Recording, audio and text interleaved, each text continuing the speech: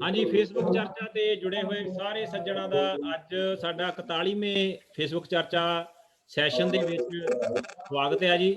सारिਆਂ ਨੂੰ प्यार भरी सत श्री अकाल।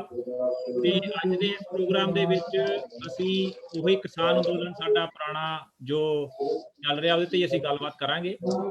ਤੇ ਇਸ ਕਿਸਾਨ ਅੰਦੋਲਨ ਦੇ ਕਰਕੇ ਹੀ ਅਸੀਂ ਇਹ ਪ੍ਰੋਗਰਾਮ ਸ਼ੁਰੂ ਕੀਤਾ ਸੀ ਤੇ ਪਿਛਲੇ 40 ਸੈਸ਼ਨਾਂ ਦੇ ਵਿੱਚ ਤਕਰੀਬਨ ਅਸੀਂ 37 ਜਿਹੜੇ ਸੈਸ਼ਨ ਲਾਏ ਆ ਕਿਸਾਨ ਅੰਦੋਲਨ ਤੇ ਲਾਏ ਆ। ਅੱਜ ਵੀ ਅਸੀਂ ਕਿਸਾਨ ਅੰਦੋਲਨ ਤੇ ਗੱਲ ਕਰਾਂਗੇ, ਪਰ ਉਸ ਤੋਂ ਪਹਿਲਾਂ ਮੈਂ ਅੱਜ ਇੱਕ ਸਾਡੇ ਵੀਰ ਆ ਆਪਣੇ ਵਿਨੋਦ ਜੀ, ਇਹ ਕੁਝ ਕਿਸਾਨ ਅੰਦੋਲਨ ਬਾਰੇ ਕਹਿਣਾ ਚਾਹੁੰਦੇ ਆ। ਵਿਨੋਦ ਜੀ, ਤੁਸੀਂ ਕਿਸਾਨ ਅੰਦੋਲਨ ਬਾਰੇ ਕੀ ਕਹਿਣਾ ਚਾਹੁੰਦੇ ਆ? किसान आंदोलन बहुत है कि अपने जितने पिछले कई बार क्योंकि सुप्रीम कोर्ट ने भी घुटने ते टेकने शुरू कर दिते है, स्टे लागू कर दी है। 4 मैंबरी कमेटी बनाई है जिहड़ी उन्होंने किवें ने कारण है क्योंकि अपना मुख्य मकसद इस एक स्टे या ਇਹ ਕਾਨੂੰਨਾਂ ਨੂੰ ਮਤਲਬ ਲਾਗੂ ਰੱਖਣਾ ਨਹੀਂ ਹੈਗਾ। ਆਪਾਂ ਇਹਨਾਂ ਨੂੰ ਸਿਰੇ ਤੋਂ ਹੀ ਰੱਦ ਕਰਾਉਣਾ ਚਾਹੁੰਦੇ ਹਾਂ ਕਿਉਂਕਿ ਆਪਾਂ ਇੱਕ ਸੰਘਰਸ਼ ਦੇ ਵਿੱਚ ਹਾਂ ਤੇ ਆਪਣੇ ਜਵਾਨ ਲਗਾਤਾਰ ਬਾਰਡਰਾਂ बढ़ रहे ने, लगातार शहीदियां प्राप्त कर रहे ने कि इन्हां ਦੀਆਂ ਮਾਵਾਂ ਕੀ ਸੋਚ ਰਹੀਆਂ ਨੇ। ਇਹਨਾਂ ਦੀਆਂ ਮਾਵਾਂ ਇੱਕ ਖੁੱਲੀ ਸੰਘਰਸ਼ ਦੇ ਰੂਪ ਵਿੱਚ ਅਸੀਂ ਇਸ ਨੂੰ ਲੈ ਰਹੇ ਹਾਂ।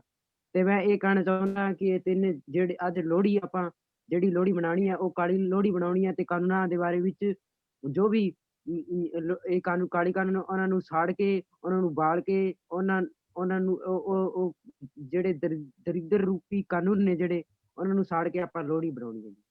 ਤੇ ਇਸ ਲਈ ਹਾਂਜੀ ਸਰ, ਤੋਂ ਇਸ ਲਈ ਅਸੀਂ ਇਸ ਕਾਨੂੰਨਾਂ ਦੇ ਸਖਤ ਖਿਲਾਫ ਹਾਂ ਤੇ ਲਗਾਤਾਰ ਜਿਹੜੇ ਸਾਡੇ ਕਿਸਾਨ ਬਾਰਡਰ ਜਿੱਥੇ ਵੀ ਦਿੱਲੀ ਦੇ ਵਿੱਚ ਉਹ ਠੰਡ ਦੇ ਵਿੱਚ ਕਾਨੂੰਨਾਂ ਦੀ ਲਗਾਤਾਰ ਵਿਰੋਧਤਾ ਕਰ ਰਹੇ ਨੇ। ਤੇ ਹੁਣ ਤੱਕ ਤਾਂ ਮੈਨੂੰ ਲੱਗਦਾ ਹੈ ਕੋਈ ਵੀ ਸਰਕਾਰ ਹੋਵੇ, ਚਾਹੇ ਅਮਰੀਕਾ ਦੀ ਸਰਕਾਰ ਹੋਵੇ, ਚਾਹੇ ਕਿਸੇ ਵੀ ਦੇਸ਼ ਦੀ ਸਰਕਾਰ ਹੋਵੇ, ਉਹ ਲੋਕਾਂ ਦੀ ਗੱਲ ਸੁਣ ਲੈਂਦੀ ਹੈ। ਪਰ ਸਾਡੇ ਪ੍ਰਧਾਨ ਮੰਤਰੀ ਇਸ ਅਹੁਦੇ ਤੇ ਪਹੁੰਚ ਕੇ ਇੱਕ ਨਿਰਕੁਸ਼ ਹਿਟਲਰ ਵਾਂਗੂ ਸ਼ਾਸਕ ਬਣ ਚੁੱਕੇ ਨੇ ਤੇ ਉਹ ਲਗਾਤਾਰ ਕਿਸਾਨਾਂ ਦੀ ਗੱਲ ਨੂੰ ਇਗਨੋਰ ਕਰ ਰਹੇ ਨੇ। ਇਹਨੂੰ ਆਣਾ ਦਿੱਲੀ ਵਿੱਚ ਚਾਹੀਦਾ ਤੇ ਮੱਧ ਪ੍ਰਦੇਸ਼ ਵਿੱਚ ਰੈਲੀਆਂ ਕਰੀ ਜਾ ਰਹੇ ਨੇ। ਇਹ ਸੱਤਾ ਦੇ ਭੁੱਖੇ ਲੋਕ, ਇਹ ਲੋਕਾਂ ਦੇ ਜ਼ਮੀਰ ਨਹੀਂ ਹੈਗੇ। ਇਹ ਲੋਕ ਅੰਤਰਾਤਮਾ ਦੀ ਗੱਲ ਨਹੀਂ ਸੁਣਦੇ। ਇਹ ਸਿਰਫ ਮਤਲਬ ਦੇ ਲਈ ਇਸ ਕੁਰਸੀ ਦੇ ਉੱਤੇ ਆਏ ਹੋਏ ਨੇ ਤੇ ਆਪਣਾ ਮਤਲਬ ਸਿੱਧ ਕਰੀ ਜਾਂਦੇ ਨੇ। ਅਤੇ ਇਹ ਆਪਣੇ ਨਾਲ ਬਿਜ਼ਨਸਮੈਨ ਵੀ ਲੜਾਏ ਹੋਏ ਹਨ ਜਿਹੜੇ ਕਿ ਦੇਸ਼ ਨੂੰ ਲਗਾਤਾਰ ਲੁੱਟ ਖਸੁੱਟ ਕਰ ਰਹੇ ਨੇ ਪਿਛਲੇ 7-8 ਸਾਲਾਂ ਤੋਂ। ਪਹਿਲਾਂ ਇਹਨਾਂ ਨੇ ਮੀਡੀਆ ਨੂੰ ਖਰੀਦਿਆ ਅਤੇ ਉਹਦੇ ਉੱਤੇ ਆਪਣੇ ਸਾਰੇ ਜਿਹੜੇ ਵੀ ਪ੍ਰੋਗਰਾਮ ਸੀ ਹਾਈ ਫਾਈ ਤਰੀਕੇ ਨਾਲ ਚਲਾਏ। ਲੋਕਾਂ ਨੂੰ ਭੋਲੇ ਭਾਲੇ ਲੋਕਾਂ ਨੂੰ ਇਹਨਾਂ ਨੇ ਬਹੁਤ ਮਤਲਬ ਬਹੁਤ ਸਤਾਇਆ ਹੈਗਾ ਭੋਲੇ ਭਾਲੇ ਲੋਕਾਂ ਨੂੰ। ਤੇ ਇਸ ਕਰ ਭੋਲੇ ਭਾਲੇ ਲੋਕਾਂ ਨੂੰ ਬਹੁਤ ਸਤਾਇਆ ਹੈਗਾ। ਜਿਹੜੇ ਵੀ ਕਾਨੂੰਨ ਪਾਸ ਕੀਤੇ ਨੇ, ਜਿਹੜੇ ਵੀ ਕੰਮ ਇਹਨਾਂ ਨੇ ਮੈਨੀਫੈਸਟੋ ਵਿੱਚ ਜਾਰੀ ਕੀਤੇ ਸੀ, ਕੋਈ ਕੰਮ ਪੂਰੀ ਤਰ੍ਹਾਂ ਸਿਰੇ ਨਹੀਂ ਚਾੜਿਆ ਤੇ ਇਹ ਲੋਕਾਂ ਨੂੰ ਵੱਡੇ ਸੁਪਨੇ ਦਿਖਾ ਕੇ ਹਵਾਈ ਜਹਾਜ਼ਾਂ ਦੇ 2024 ਵਿੱਚ ਬੁਲਟ ਟ੍ਰੇਨ ਆ ਜੂਗੀ, ਭਾਰਤ ਵਿਸ਼ਵ ਸ਼ਕਤੀ ਬਣ ਜੂਗਾ, ਇਹ ਹੋ ਜੂਗਾ, ਟੈਕਨੋਲੋਜੀ ਵਿੱਚ ਨੰਬਰ 1 ਹੋ ਜੂਗਾ। ਅਜੇ ਤੱਕ ਤਾਂ ਹੋਇਆ ਨਹੀਂ ਜੀ। ਹੁਣ 1-2 ਸਾਲਾਂ ਵਿੱਚ ਕੀ ਹੋਰ ਹੋਣਾ ਹੈਗਾ। ਵੈਸੇ ਇਹ ਸਾਰੇ ਲੋਕਾਂ ਨੂੰ ਬਹੁਤ ਵਧੀਆ ਤਰੀਕੇ ਦੇ ਨਾਲ ਐਕਸਪਲੇਨ ਕੀਤਾ ਇਹੋ। ਤੇ ਵਿਨੋਦ ਕੁਮਾਰ ਜੀ, ਆਪਣੇ ਕੋਲ ਦੋਨਾਂ ਕੋਲ ਥੋੜਾ ਟਾਈਮ ਘੱਟ ਸੀ, ਅੱਜ ਆਪਾਂ ਫਿਰ ਕਿਸ ਦਿਨ ਗੱਲਬਾਤ ਕਰਦੇ ਤੇ ਫਿਰ। ਤੇ ਤੁਹਾਡਾ ਧੰਨਵਾਦ ਬਹੁਤ ਆਉਣ ਦਾ। ਤੇ ਮੈਂ ਦੋਸਤੋ ਇੱਕ ਸ਼ੇਅਰ ਕਰਨ ਜਾ ਰਿਹਾ ਸਾਡਾ ਜਿਹੜਾ ਪ੍ਰੋਗਰਾਮ ਆ ਰਹੇ ਆ 2, ਉਹਨਾਂ ਦੇ ਬਾਰੇ ਮੈਂ ਥੋੜਾ ਸ਼ੇਅਰ ਕਰਕੇ ਫਿਰ ਆਪਾਂ ਆਪਣਾ ਰੀਅਲ ਪ੍ਰੋਗਰਾਮ ਜਿਹੜਾ ਉਹ ਸ਼ੁਰੂ ਕਰਨ ਜਾ ਰਹੇ ਆ। ਤੇ ਸਾਡੇ ਜਿਹੜੇ ਤੁਸੀਂ ਦੇਖ ਰਹੇ ਆ ਆਪਣੇ 14 ਜਨਵਰੀ ਅਮਰੀਕਾ ਦੇ ਵਿੱਚ ਤੇ 15 ਜਨਵਰੀ ਜਿਹੜੀ ਹੈਗੀ ਆ ਉਹ ਇੰਡੀਆ ਦੇ ਵਿੱਚ ਆ 9 ਵਜੇ ਤੇ ਅਮਰੀਕਾ ਦੇ 7:30 ਵਜੇ ਸਾਡੇ ਪ੍ਰੋਗਰਾਮ ਤੇ ਆ ਰਹੇ ਨੇ ਬਾਲਮੁਕੰਦ ਸ਼ਰਮਾ ਜੀ ਤੇ ਰਣਜੀਤ ਸਿੰਘ ਗਿੱਲ ਕੁੱਕੀ ਜੀ। ਇਹਨਾਂ ਦੀ ਗੱਲਬਾਤ ਮੈਂ ਸੁਣੀ ਸੀਗੀ। ਬਾਲਮੁਕੰਦ ਸ਼ਰਮਾ ਜੀ ਨੂੰ ਤਾਂ ਆਪਾਂ ਜਾਣਦੇ ਹੀ ਆ ਤੇ ਰਣਜੀਤ ਸਿੰਘ ਗਿੱਲ ਜੀ ਨੂੰ ਵੀ ਜਿਹੜੇ ਕੁੱਕੀ ਜੀ ਇਹਨਾਂ ਨਾਲ ਸੁਣੀ ਇੰਟਰਵਿਊ, ਬਹੁਤ ਵਧੀਆ ਇੰਟਰਵਿਊ ਦਿੱਤੀ ਸੀ ਇਹਨਾਂ ਨੇ। ਤੇ ਉਹ ਆਉਣਗੇ ਜੀ ਆਪਣੇ ਪ੍ਰੋਗਰਾਮ ਦੇ ਉੱਤੇ। ਇਹੋ ਆਈ ਥਿੰਕ ਸਾਡੇ ਇੱਥੇ ਵੈਨਸਡੇ ਆ ਔਰ ਉਧਰ ਥਰਸਡੇ ਆ। ਤੇ ਇੱਕ ਜਿਹੜਾ ਆਪਣੇ ਉਹ ਕਿਸਾਨੀ ਤਿਰੰਗਾ ਰੈਲੀ ਆ ਹੋਣ ਡਿਆ 26 ਜਨਵਰੀ, ਉਹਦੇ ਬਾਰੇ ਆਪਾਂ ਗੱਲਬਾਤ ਕਰਾਂਗੇ। ਉਹ 26 ਜਨਵਰੀ ਨੂੰ ਹੈ ਜੀ। ਆਪਣੇ ਵੱਧ ਤੋਂ ਵੱਧ ਵੀਰਾਂ ਨੂੰ ਜਿਹੜੇ ਪੰਜਾਬ 'ਚ ਬੈਠੇ ਆ ਉਹਨਾਂ ਨੂੰ ਕਿਹਾ ਵੀ ਇਸ ਰੈਲੀ ਦੇ ਵਿੱਚ ਭਾਗ ਲੈਣ। ਤੇ ਅੱਜ ਦਾ ਪ੍ਰੋਗਰਾਮ ਜੋ ਸਾਡੇ ਹੋਸਟ ਨੇ ਅੱਜ ਜੋ ਇਸ ਪ੍ਰੋਗਰਾਮ ਨੂੰ ਹੋਸਟ ਕਰ ਰਹੇ ਨੇ ਉਹ ਨੇ ਆਪਣੇ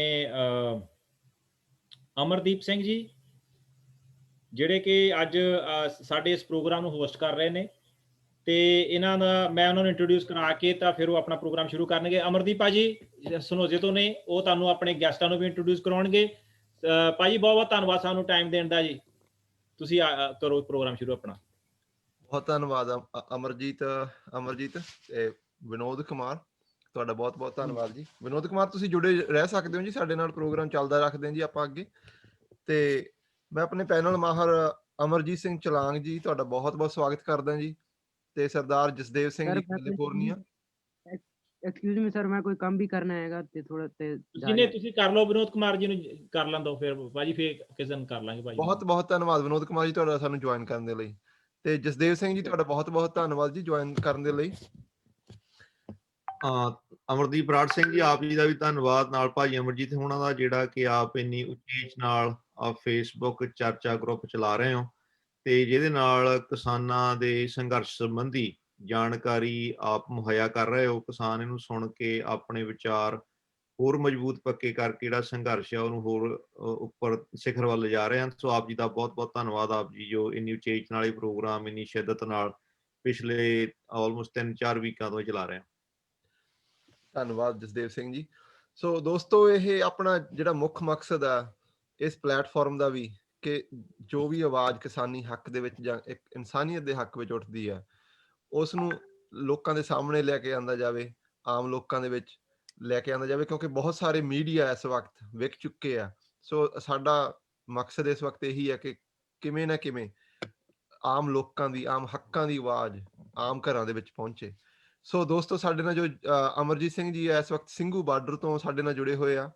ਸੋ ਅਮਰਜੀਤ ਸਿੰਘ ਜੀ, ਤੁਹਾਡਾ ਬਹੁਤ ਬਹੁਤ ਸਵਾਗਤ ਅਗੇਨ। ਐਂਡ ਜੋ ਇਸ ਵਕਤ ਅੱਜ ਲੋਹੜੀ ਦਾ ਦਿਨ ਆ ਤੇ ਕਿਸਾਨ ਯੂਨੀਅਨ ਦੇ ਵੱਲੋਂ ਕਾਲੇ ਕਾਨੂੰਨਾਂ ਦੀਆਂ ਕਾਪੀਆਂ ਸਾੜਨ ਦਾ ਜੋ ਪ੍ਰੋਗਰਾਮ ਦਿੱਤਾ ਹੋਇਆ, ਤੁਸੀਂ ਦੋ ਸ਼ਬਦ ਉਸ ਦੇ ਬਾਰੇ ਪਲੀਜ਼। ਅਨਮਿਊਟ ਕਰ ਲੈਣਾ ਅਮਰਜੀਤ ਸਿੰਘ ਜੀ, ਉਹਨਾਂ ਦਾ ਅਨਮਿਊਟ ਨਹੀਂ ਹੈਗਾ।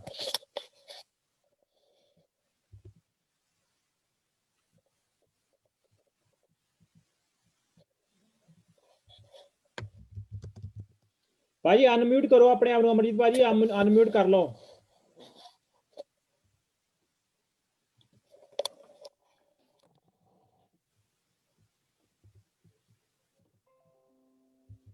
ਦੋਸਤੋ, ਵਾਇਲ ਥੋੜੀ ਟੈਕਨੀਕਲ ਪ੍ਰੋਬਲਮ ਆ ਰਹੀ ਆ। ਸੋ ਜਸਦੇਵ ਸਿੰਘ ਜੀ, ਤੁਸੀਂ ਇਸ ਦੇ ਬਾਰੇ ਦੋ ਸ਼ਬਦ ਪਲੀਜ਼। ਦੇਖੋ, ਪਹਿਲੀ ਗੱਲ ਤਾਂ ਪਿਛਲੇ 3 ਮਹੀਨਿਆਂ ਤੋਂ ਸੰਘਰਸ਼ ਚੱਲ ਰਿਹਾ ਤੇ ਹੁਣ ਜਦੋਂ ਮੋਦੀ ਸਰਕਾਰ ਨੂੰ ਕੋਈ ਰਾਹ ਨਹੀਂ ਲੱਭ ਰਿਹਾ, ਉਹ ਹੁਣ ਆਪਣੇ ਮਾੜੇ ਹਥਿਆਰਾਂ ਤੇ ਆ ਗਏ। ਉਹਨਾਂ ਨੇ ਜਿਵੇਂ ਪਹਿਲਾਂ ਜਿਹੜੀ ਲੈਜਿਸਲੇਸ਼ਨ ਆ, ਲੋਕ ਸਭਾ, ਰਾਜ ਸਭਾ ਦੇ ਵਿੱਚ ਜਦੋਂ ਬਿੱਲ ਪਾਸ ਹੋਏ, ਉਹਨਾਂ ਨੇ ਕੋਈ ਵੀ ਜਿਹੜੇ ਕਾਨੂੰਨੀ ਨੁਕਤੇ ਹੁੰਦੇ ਉਹ ਛੱਡ ਕੇ ਇੱਕ ਵੌਇਸ ਵੋਟ ਦੇ ਨਾਲ ਹੀ ਬਹੁਤ ਕਾਹਲੀ ਨਾਲ ਬਿੱਲ ਪਾਸ ਕੀਤਾ।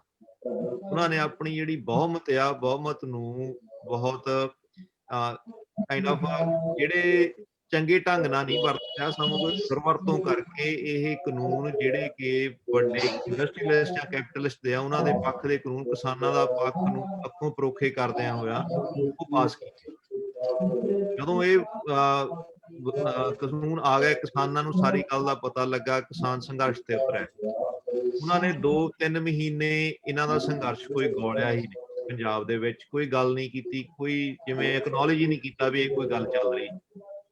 ਪਰ ਜਦੋਂ ਸੰਘਰਸ਼ ਇਹ ਆਪਣੇ ਸਿਖਰ ਤੇ ਪਹੁੰਚਿਆ, ਲੱਖਾਂ ਕਿਸਾਨਾਂ ਨੇ ਦਿੱਲੀ ਘੇਰ ਲਈ, ਉੱਥੇ ਪਹੁੰਚ ਕੇ ਜਦੋਂ ਉਹਨਾਂ ਨੂੰ ਲੱਗਾ ਵੀ ਇਹ ਬਹੁਤ ਵੱਡਾ ਸੰਘਰਸ਼ ਹੋ ਗਿਆ, ਉਹਨਾਂ ਨੇ ਦਿਆਨਤਦਾਰੀ ਛੱਡਣ ਨਾਲ ਇਸ ਸੰਘਰਸ਼ ਦੀ, ਇਹਨਾਂ ਦੀ ਮੰਗਾਂ ਮੰਨਣ ਦੀ ਬਜਾਏ ਉਹਨਾਂ ਨੇ ਸੁਪਰੀਮ ਕੋਰਟ ਨੂੰ ਹੁਣ ਐਜ਼ ਏ ਟੂਲ ਵਰਤਣਾ ਸ਼ੁਰੂ ਕਰ ਦਿੱਤਾ।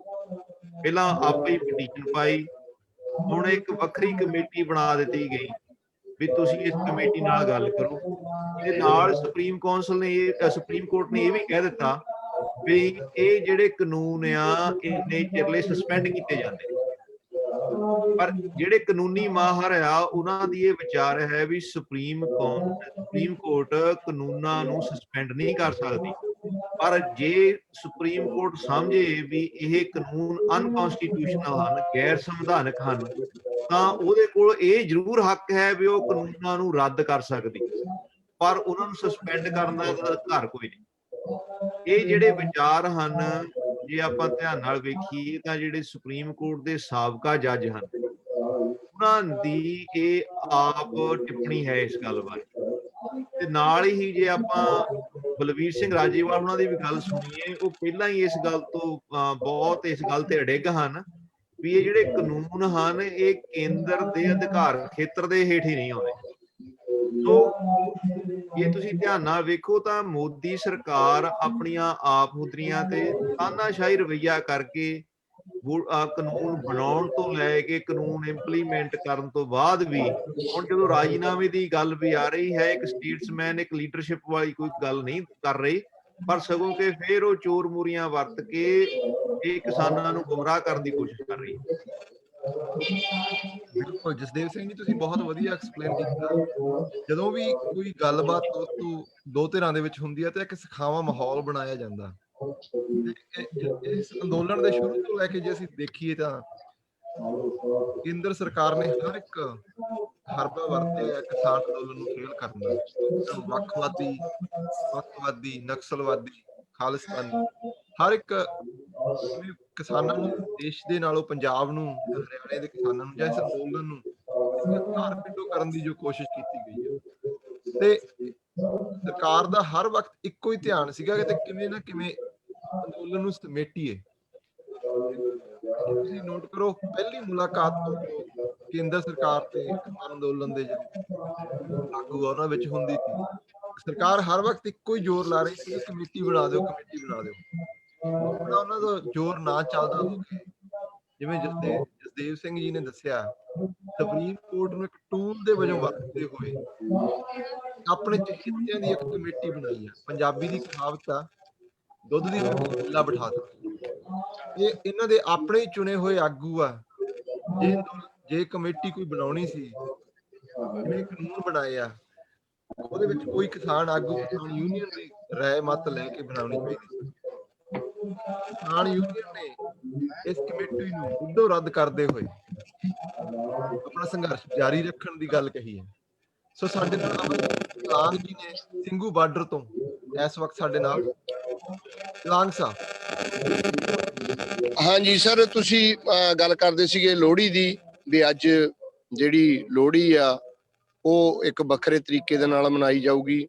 ਜਿੱਦਾਂ ਵੀ ਪਹਿਲਾਂ ਜਗਦੇਵ ਸਿੰਘ ਨੇ ਵੀ ਗੱਲ ਕੀਤੀ ਵੀ ਸਾਡਾ ਜਦੋਂ ਸੰਘਰਸ਼ ਚੱਲਿਆ ਹੋਇਆ ਆ, ਵੈਸੇ ਤਾਂ 5 ਜੂਨ ਤੋਂ ਚੱਲਦਾ ਆ, ਜਦੋਂ ਦਾ ਵੀ ਅਸੀਂ ਟੋਲ ਪਲਾਜ਼ਿਆਂ ਤੇ, ਰੇਲਵੇ ਲਾਈਨਾਂ ਤੇ, ਰਿਲਾਇੰਸ ਦੇ ਮੌਲਾਂ ਤੇ ਬੈਠੇ ਹੋਏ ਆ, ਉਸੇ ਦਿਨ ਤੋਂ ਅਸੀਂ ਜਿੰਨੇ ਵੀ ਤਿਉਹਾਰ ਆ, ਦੁਸਹਿਰਾ, ਦੀਵਾਲੀ, ਅੱਗੇ ਸਾਡੇ ਗੁਰੂ ਮਹਾਰਾਜ ਦਾ ਗੁਰਪੁਰਬ ਆਏ, ਛੋਟੇ ਸਾਹਿਬਜ਼ਾਦਿਆਂ ਦੇ ਸ਼ਹੀਦੀ ਗੁਰਪੁਰਬ ਆਏ, ਔਰ ਸਾਡੇ ਗੁਰੂ ਨਾਨਕ ਦੇਵ ਜੀ ਦਾ ਗੁਰਪੁਰਬ ਆਇਆ। ਉਸੇ ਤਰ੍ਹਾਂ ਹੀ ਇਹ ਲੋਹੜੀ ਦਾ ਤਿਉਹਾਰ ਵੀ ਅਸੀਂ ਇਹਨਾਂ ਧਰਨਿਆਂ ਤੇ ਮਨਾ ਰਹੇ ਹਾਂ, ਜਦ ਕਿ ਇਹ ਜਿਹੜੇ ਤਿਉਹਾਰ ਆ ਆਪਾਂ ਨੂੰ, ਕਿਸਾਨਾਂ ਨੂੰ ਘਰਾਂ ਦੇ ਵਿੱਚ ਬਹਿ ਕੇ ਮਨਾਉਣੇ ਚਾਹੀਦੇ ਸੀ।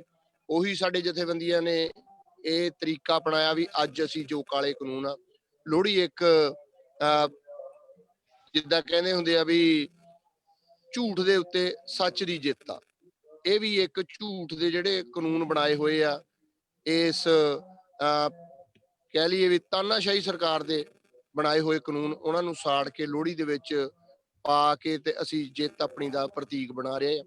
ਪਰ ਇਹ ਜਿਹੜੀਆਂ ਸਰਕਾਰਾਂ ਆ, ਇਹ ਆਪਣੇ ਹੱਥ ਕੰਡੇ ਬਣਾ ਕੇ, ਜਿਸ ਤਰ੍ਹਾਂ ਤੁਸੀਂ ਵੀ ਕਿਹਾ, ਪਹਿਲੇ ਦਿਨ ਤੋਂ ਹੀ ਇਹੋ ਸਾਡੇ ਸੰਘਰਸ਼ ਨੂੰ ਤਾਰ ਪੀੜੋ ਕਰਨ ਲਈ ਤਤਪਰ ਰਹਿੰਦੀਆਂ ਆ।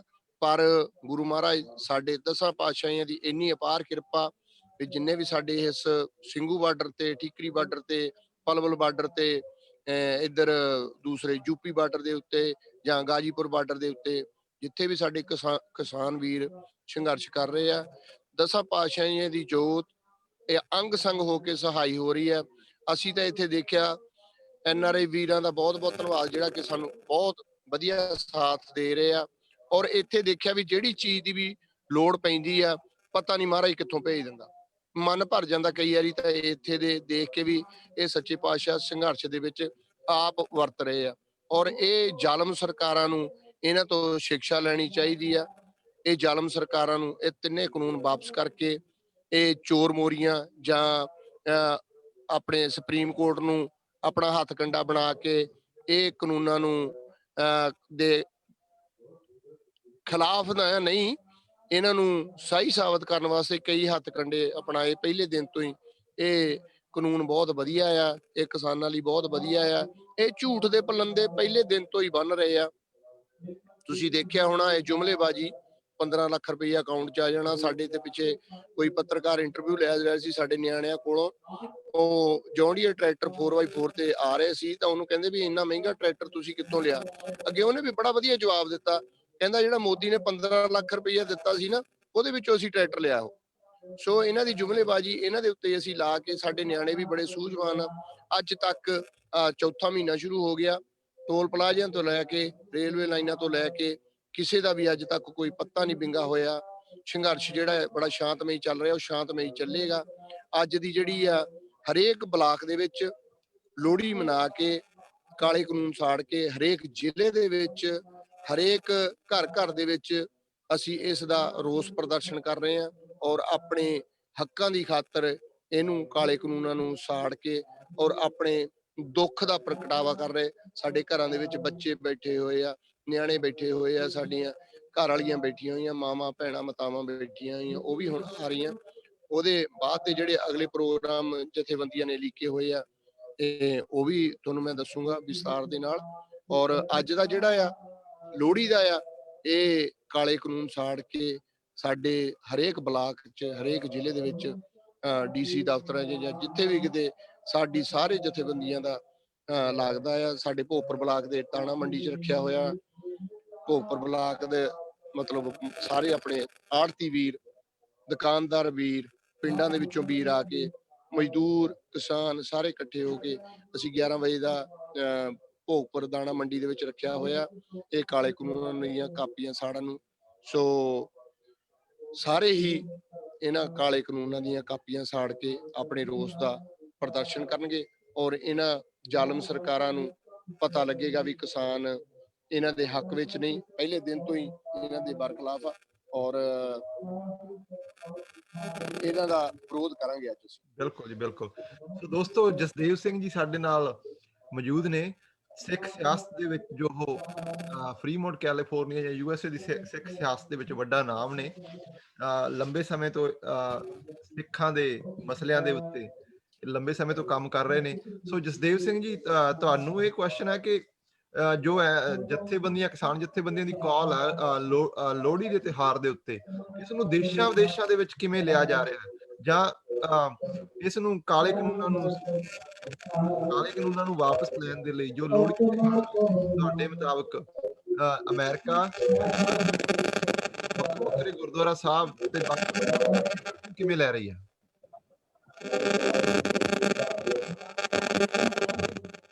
ਅਮਰਦੀਪ ਸਿੰਘ ਜੀ, ਜਿਹੜਾ ਕਿਸਾਨ ਸੰਘਰਸ਼ ਆ ਹੁਣ ਇਹ ਪੰਜਾਬ ਤੋਂ ਬਾਹਰ ਨਿਕਲ ਕੇ ਪਹਿਲਾਂ ਤਾਂ ਭਾਰਤ ਦੇ ਸਾਰੇ ਸੂਬਿਆਂ ਦੇ ਵਿੱਚ ਫੈਲਿਆ।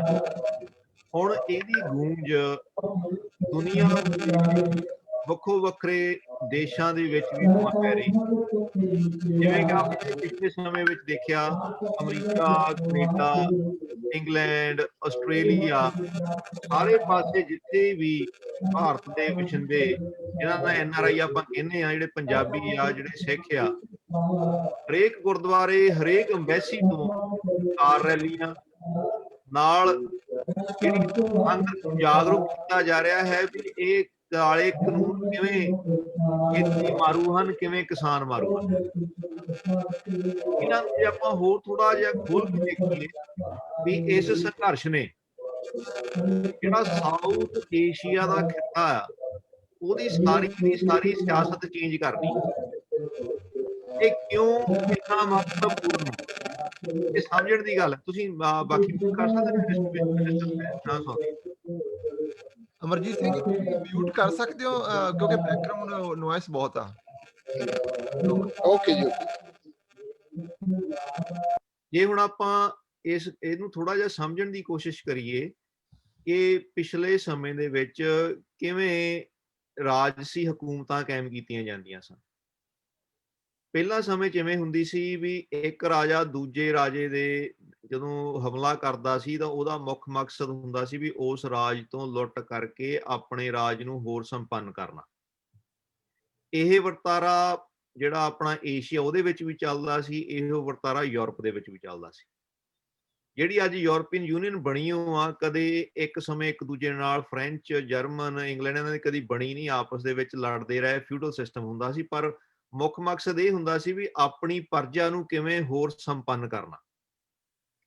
ਭਾਰਤ ਤੇ ਵੀ ਜਦੋਂ ਹਮਲੇ ਹੁੰਦੇ ਸੀਗੇ ਦਰਾ ਖੈਬਰ ਦੇ ਥਰੂ, ਤਾਂ ਉਦੋਂ ਵੀ ਉਹਨਾਂ ਦਾ ਮਤਲਬ ਇਹੀ ਹੁੰਦਾ ਸੀ ਵੀ ਇੱਥੋਂ ਜੋ ਸੋਨਾ, ਚਾਂਦੀ, ਹੀਰੇ ਤੇ ਜੋ ਇੱਥੋਂ ਹੋਰ ਸਭ ਕੁਝ ਲੈ ਕੇ ਉਹ ਜਾਂਦੇ ਸੀ ਤੇ ਆਪਣੇ ਵਾਪਸ ਦੇਸ਼ ਨੂੰ ਜਾ ਕੇ ਆਪਣੀ ਪ੍ਰਜਾ ਨੂੰ ਹੋਰ ਖੁਸ਼ ਕਰਦੇ ਸੀ। ਜਦੋਂ ਸਮਾਂ ਬਦਲਿਆ, ਫਿਰ ਕੀ ਹੋਇਆ ਵੀ ਵੈਸਟਰਨ ਵਰਲਡ ਨੇ ਇੱਕ ਕੋਲੋਨਾਈਜੇਸ਼ਨ ਦਾ ਟੂਲ ਵਰਤਿਆ। ਉਹ ਕਹਿੰਦੇ ਵੀ ਅਸੀਂ ਹੁਣ ਆਪਸ ਤਾਂ ਕੀ ਲੜਨਾ, ਆਪਸ ਦੇ ਵਿੱਚ ਅਸੀਂ ਭਰਾ ਹੀ ਆ, ਪਰ ਸਾਡੀ ਨਹੀਂ, ਪਰ ਅਸੀਂ ਹੋਰ ਜਾ ਕੇ ਕਲੋਨੀਆਂ ਬਣਾਈਏ। ਉਦੋਂ ਫਿਰ ਕੋਲੰਬਸ ਦੇ ਥਰੂ, ਈਸਟ ਇੰਡੀਆ ਕੰਪਨੀ ਦੇ ਥਰੂ ਇਹਨਾਂ ਨੇ ਇੰਡੀਆ ਦੇ ਵਿੱਚ ਹੋਰ ਅਰਬ ਖਿੱਤਾ ਸਾਰਾ ਕਲੋਨੀਆਂ ਬਣਾਈਆਂ।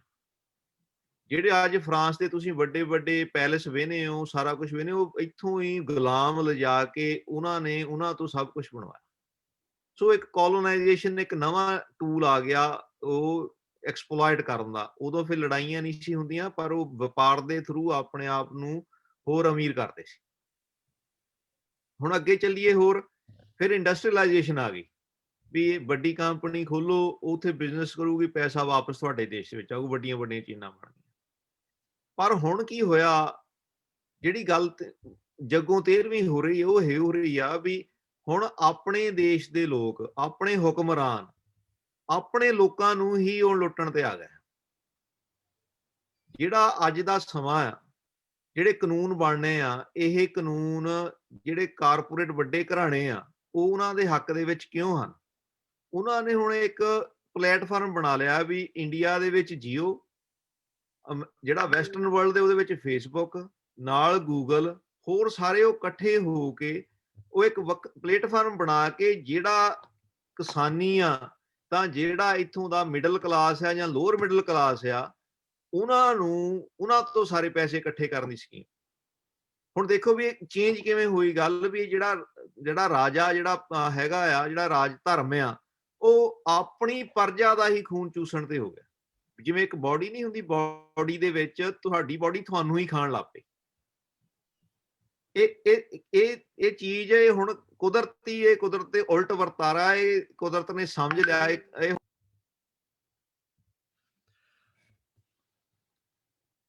ਦੋਸਤੋ ਸਾਡੇ ਨਾਲ ਟੈਕਨੀਕਲ ਪ੍ਰੋਬਲਮ ਕਰਕੇ I think Jasdev Singh ji disconnect ਹੋ ਗਿਆ। ਸੋ ਜਸਦੇਵ ਸਿੰਘ ਜੀ ਦੀ ਗੱਲ ਨੂੰ ਅੱਗੇ ਵਧਾਉਂਦਾ ਹੋਇਆ, ਸੋ ਜੋ ਫੇਸਬੁੱਕ, ਐਮਾਜ਼ੋਨ ਜਾਂ ਵਰਲਡ ਟ੍ਰੇਡ ਆਰਗੇਨਾਈਜੇਸ਼ਨ, ਇਹਨਾਂ ਦੇ ਵੱਲੋਂ ਇੱਕ ਜੋ ਫਰੀडम ਆਫ ਐਕਸਪ੍ਰੈਸ਼ਨ, ਜਿਵੇਂ ਕਿ ਤੁਹਾਡੇ ਬੋਲਣ ਦੇ ਆਜ਼ਾਦੀ ਨੂੰ ਖਤਮ ਕਰਨਾ ਜਾਂ ਲੋਕਾਂ ਦੇ ਹੱਕਾਂ ਨੂੰ, ਮੰਗਾਂ ਨੂੰ ਖਤਮ ਕਰਨਾ, ਇਹਨਾਂ ਦੇ ਮੁਕਾਬਲੇ ਦੇ ਲਈ ਇਸ ਵਕਤ ਕਿਸਾਨੀ ਸੰਘਰਸ਼ ਦੇ ਵਿੱਚ ਟਰਾਲੀ ਟਾਈਮਜ਼ ਅਖਬਾਰ, ਇੱਕ ਜੋ ਕਿਸਾਨੀ ਸੰਘਰਸ਼ ਦੀ ਹੀ ਉਪਜ ਹੈ ਤੇ ਡੇ ਟੂ ਡੇ ਐਕਟੀਵਿਟੀਜ਼ ਉਹਦੀਆਂ, ਇੱਕ ਮੋਰਚਾ ਨਾਮ ਦਾ ਅਖਬਾਰ। ਸੋ ਇਹ ਜਿਵੇਂ ਜਿਵੇਂ ਕਹਿੰਦੇ ਜ਼ਾਲਮ ਦਾ ਜ਼ੁਲਮ ਵੱਧਦਾ ਤੇ ਉਵੇਂ ਉਵੇਂ ਕੁਦਰਤ ਕੋਈ ਨਵੇਂ ਰੂਪ ਵਿੱਚ ਉਪਜਦੀ ਆ। ਤੋ ਜਸਦੇਵ ਸਿੰਘ ਜੀ ਸਾਡੇ ਨਾਲ ਆ ਵਾਪਸ। ਜਸਦੇਵ ਸਿੰਘ ਜੀ ਕੰਟੀਨਿਊ ਕਰੋ। ਸੋ ਮੈਂ ਇਹੋ ਕਹਿਣਾ ਚਾਹੁੰਦਾ, ਦੇਖੋ ਵੀ ਇਹ ਕਿੰਨਾ ਸਿਤਮ ਦੀ ਗੱਲ ਆ ਵੀ ਜਿਹੜੇ ਰਾਜ ਸ਼ਾਸਕਾਂ ਨੇ ਆਪਣੀ ਪ੍ਰਜਾ ਦਾ ਖਿਆਲ ਰੱਖਣਾ ਸੀ, ਉਹੀ ਪ੍ਰਜਾ ਦੇ ਵਿਰੁੱਧ ਹੋ ਗਿਆ। ਫਿਰ ਹੁਣ ਇੱਕ ਤਾਂ ਤੁਹਾਨੂੰ ਬਾਹਰੋਂ ਫੇਸਬੁੱਕ, ਗੂਗਲ, ਹੋਰ ਜਿਹੜੀਆਂ ਸਾਰੀਆਂ ਕੰਪਨੀਆਂ ਉਹ ਰਲ ਗਈਆਂ।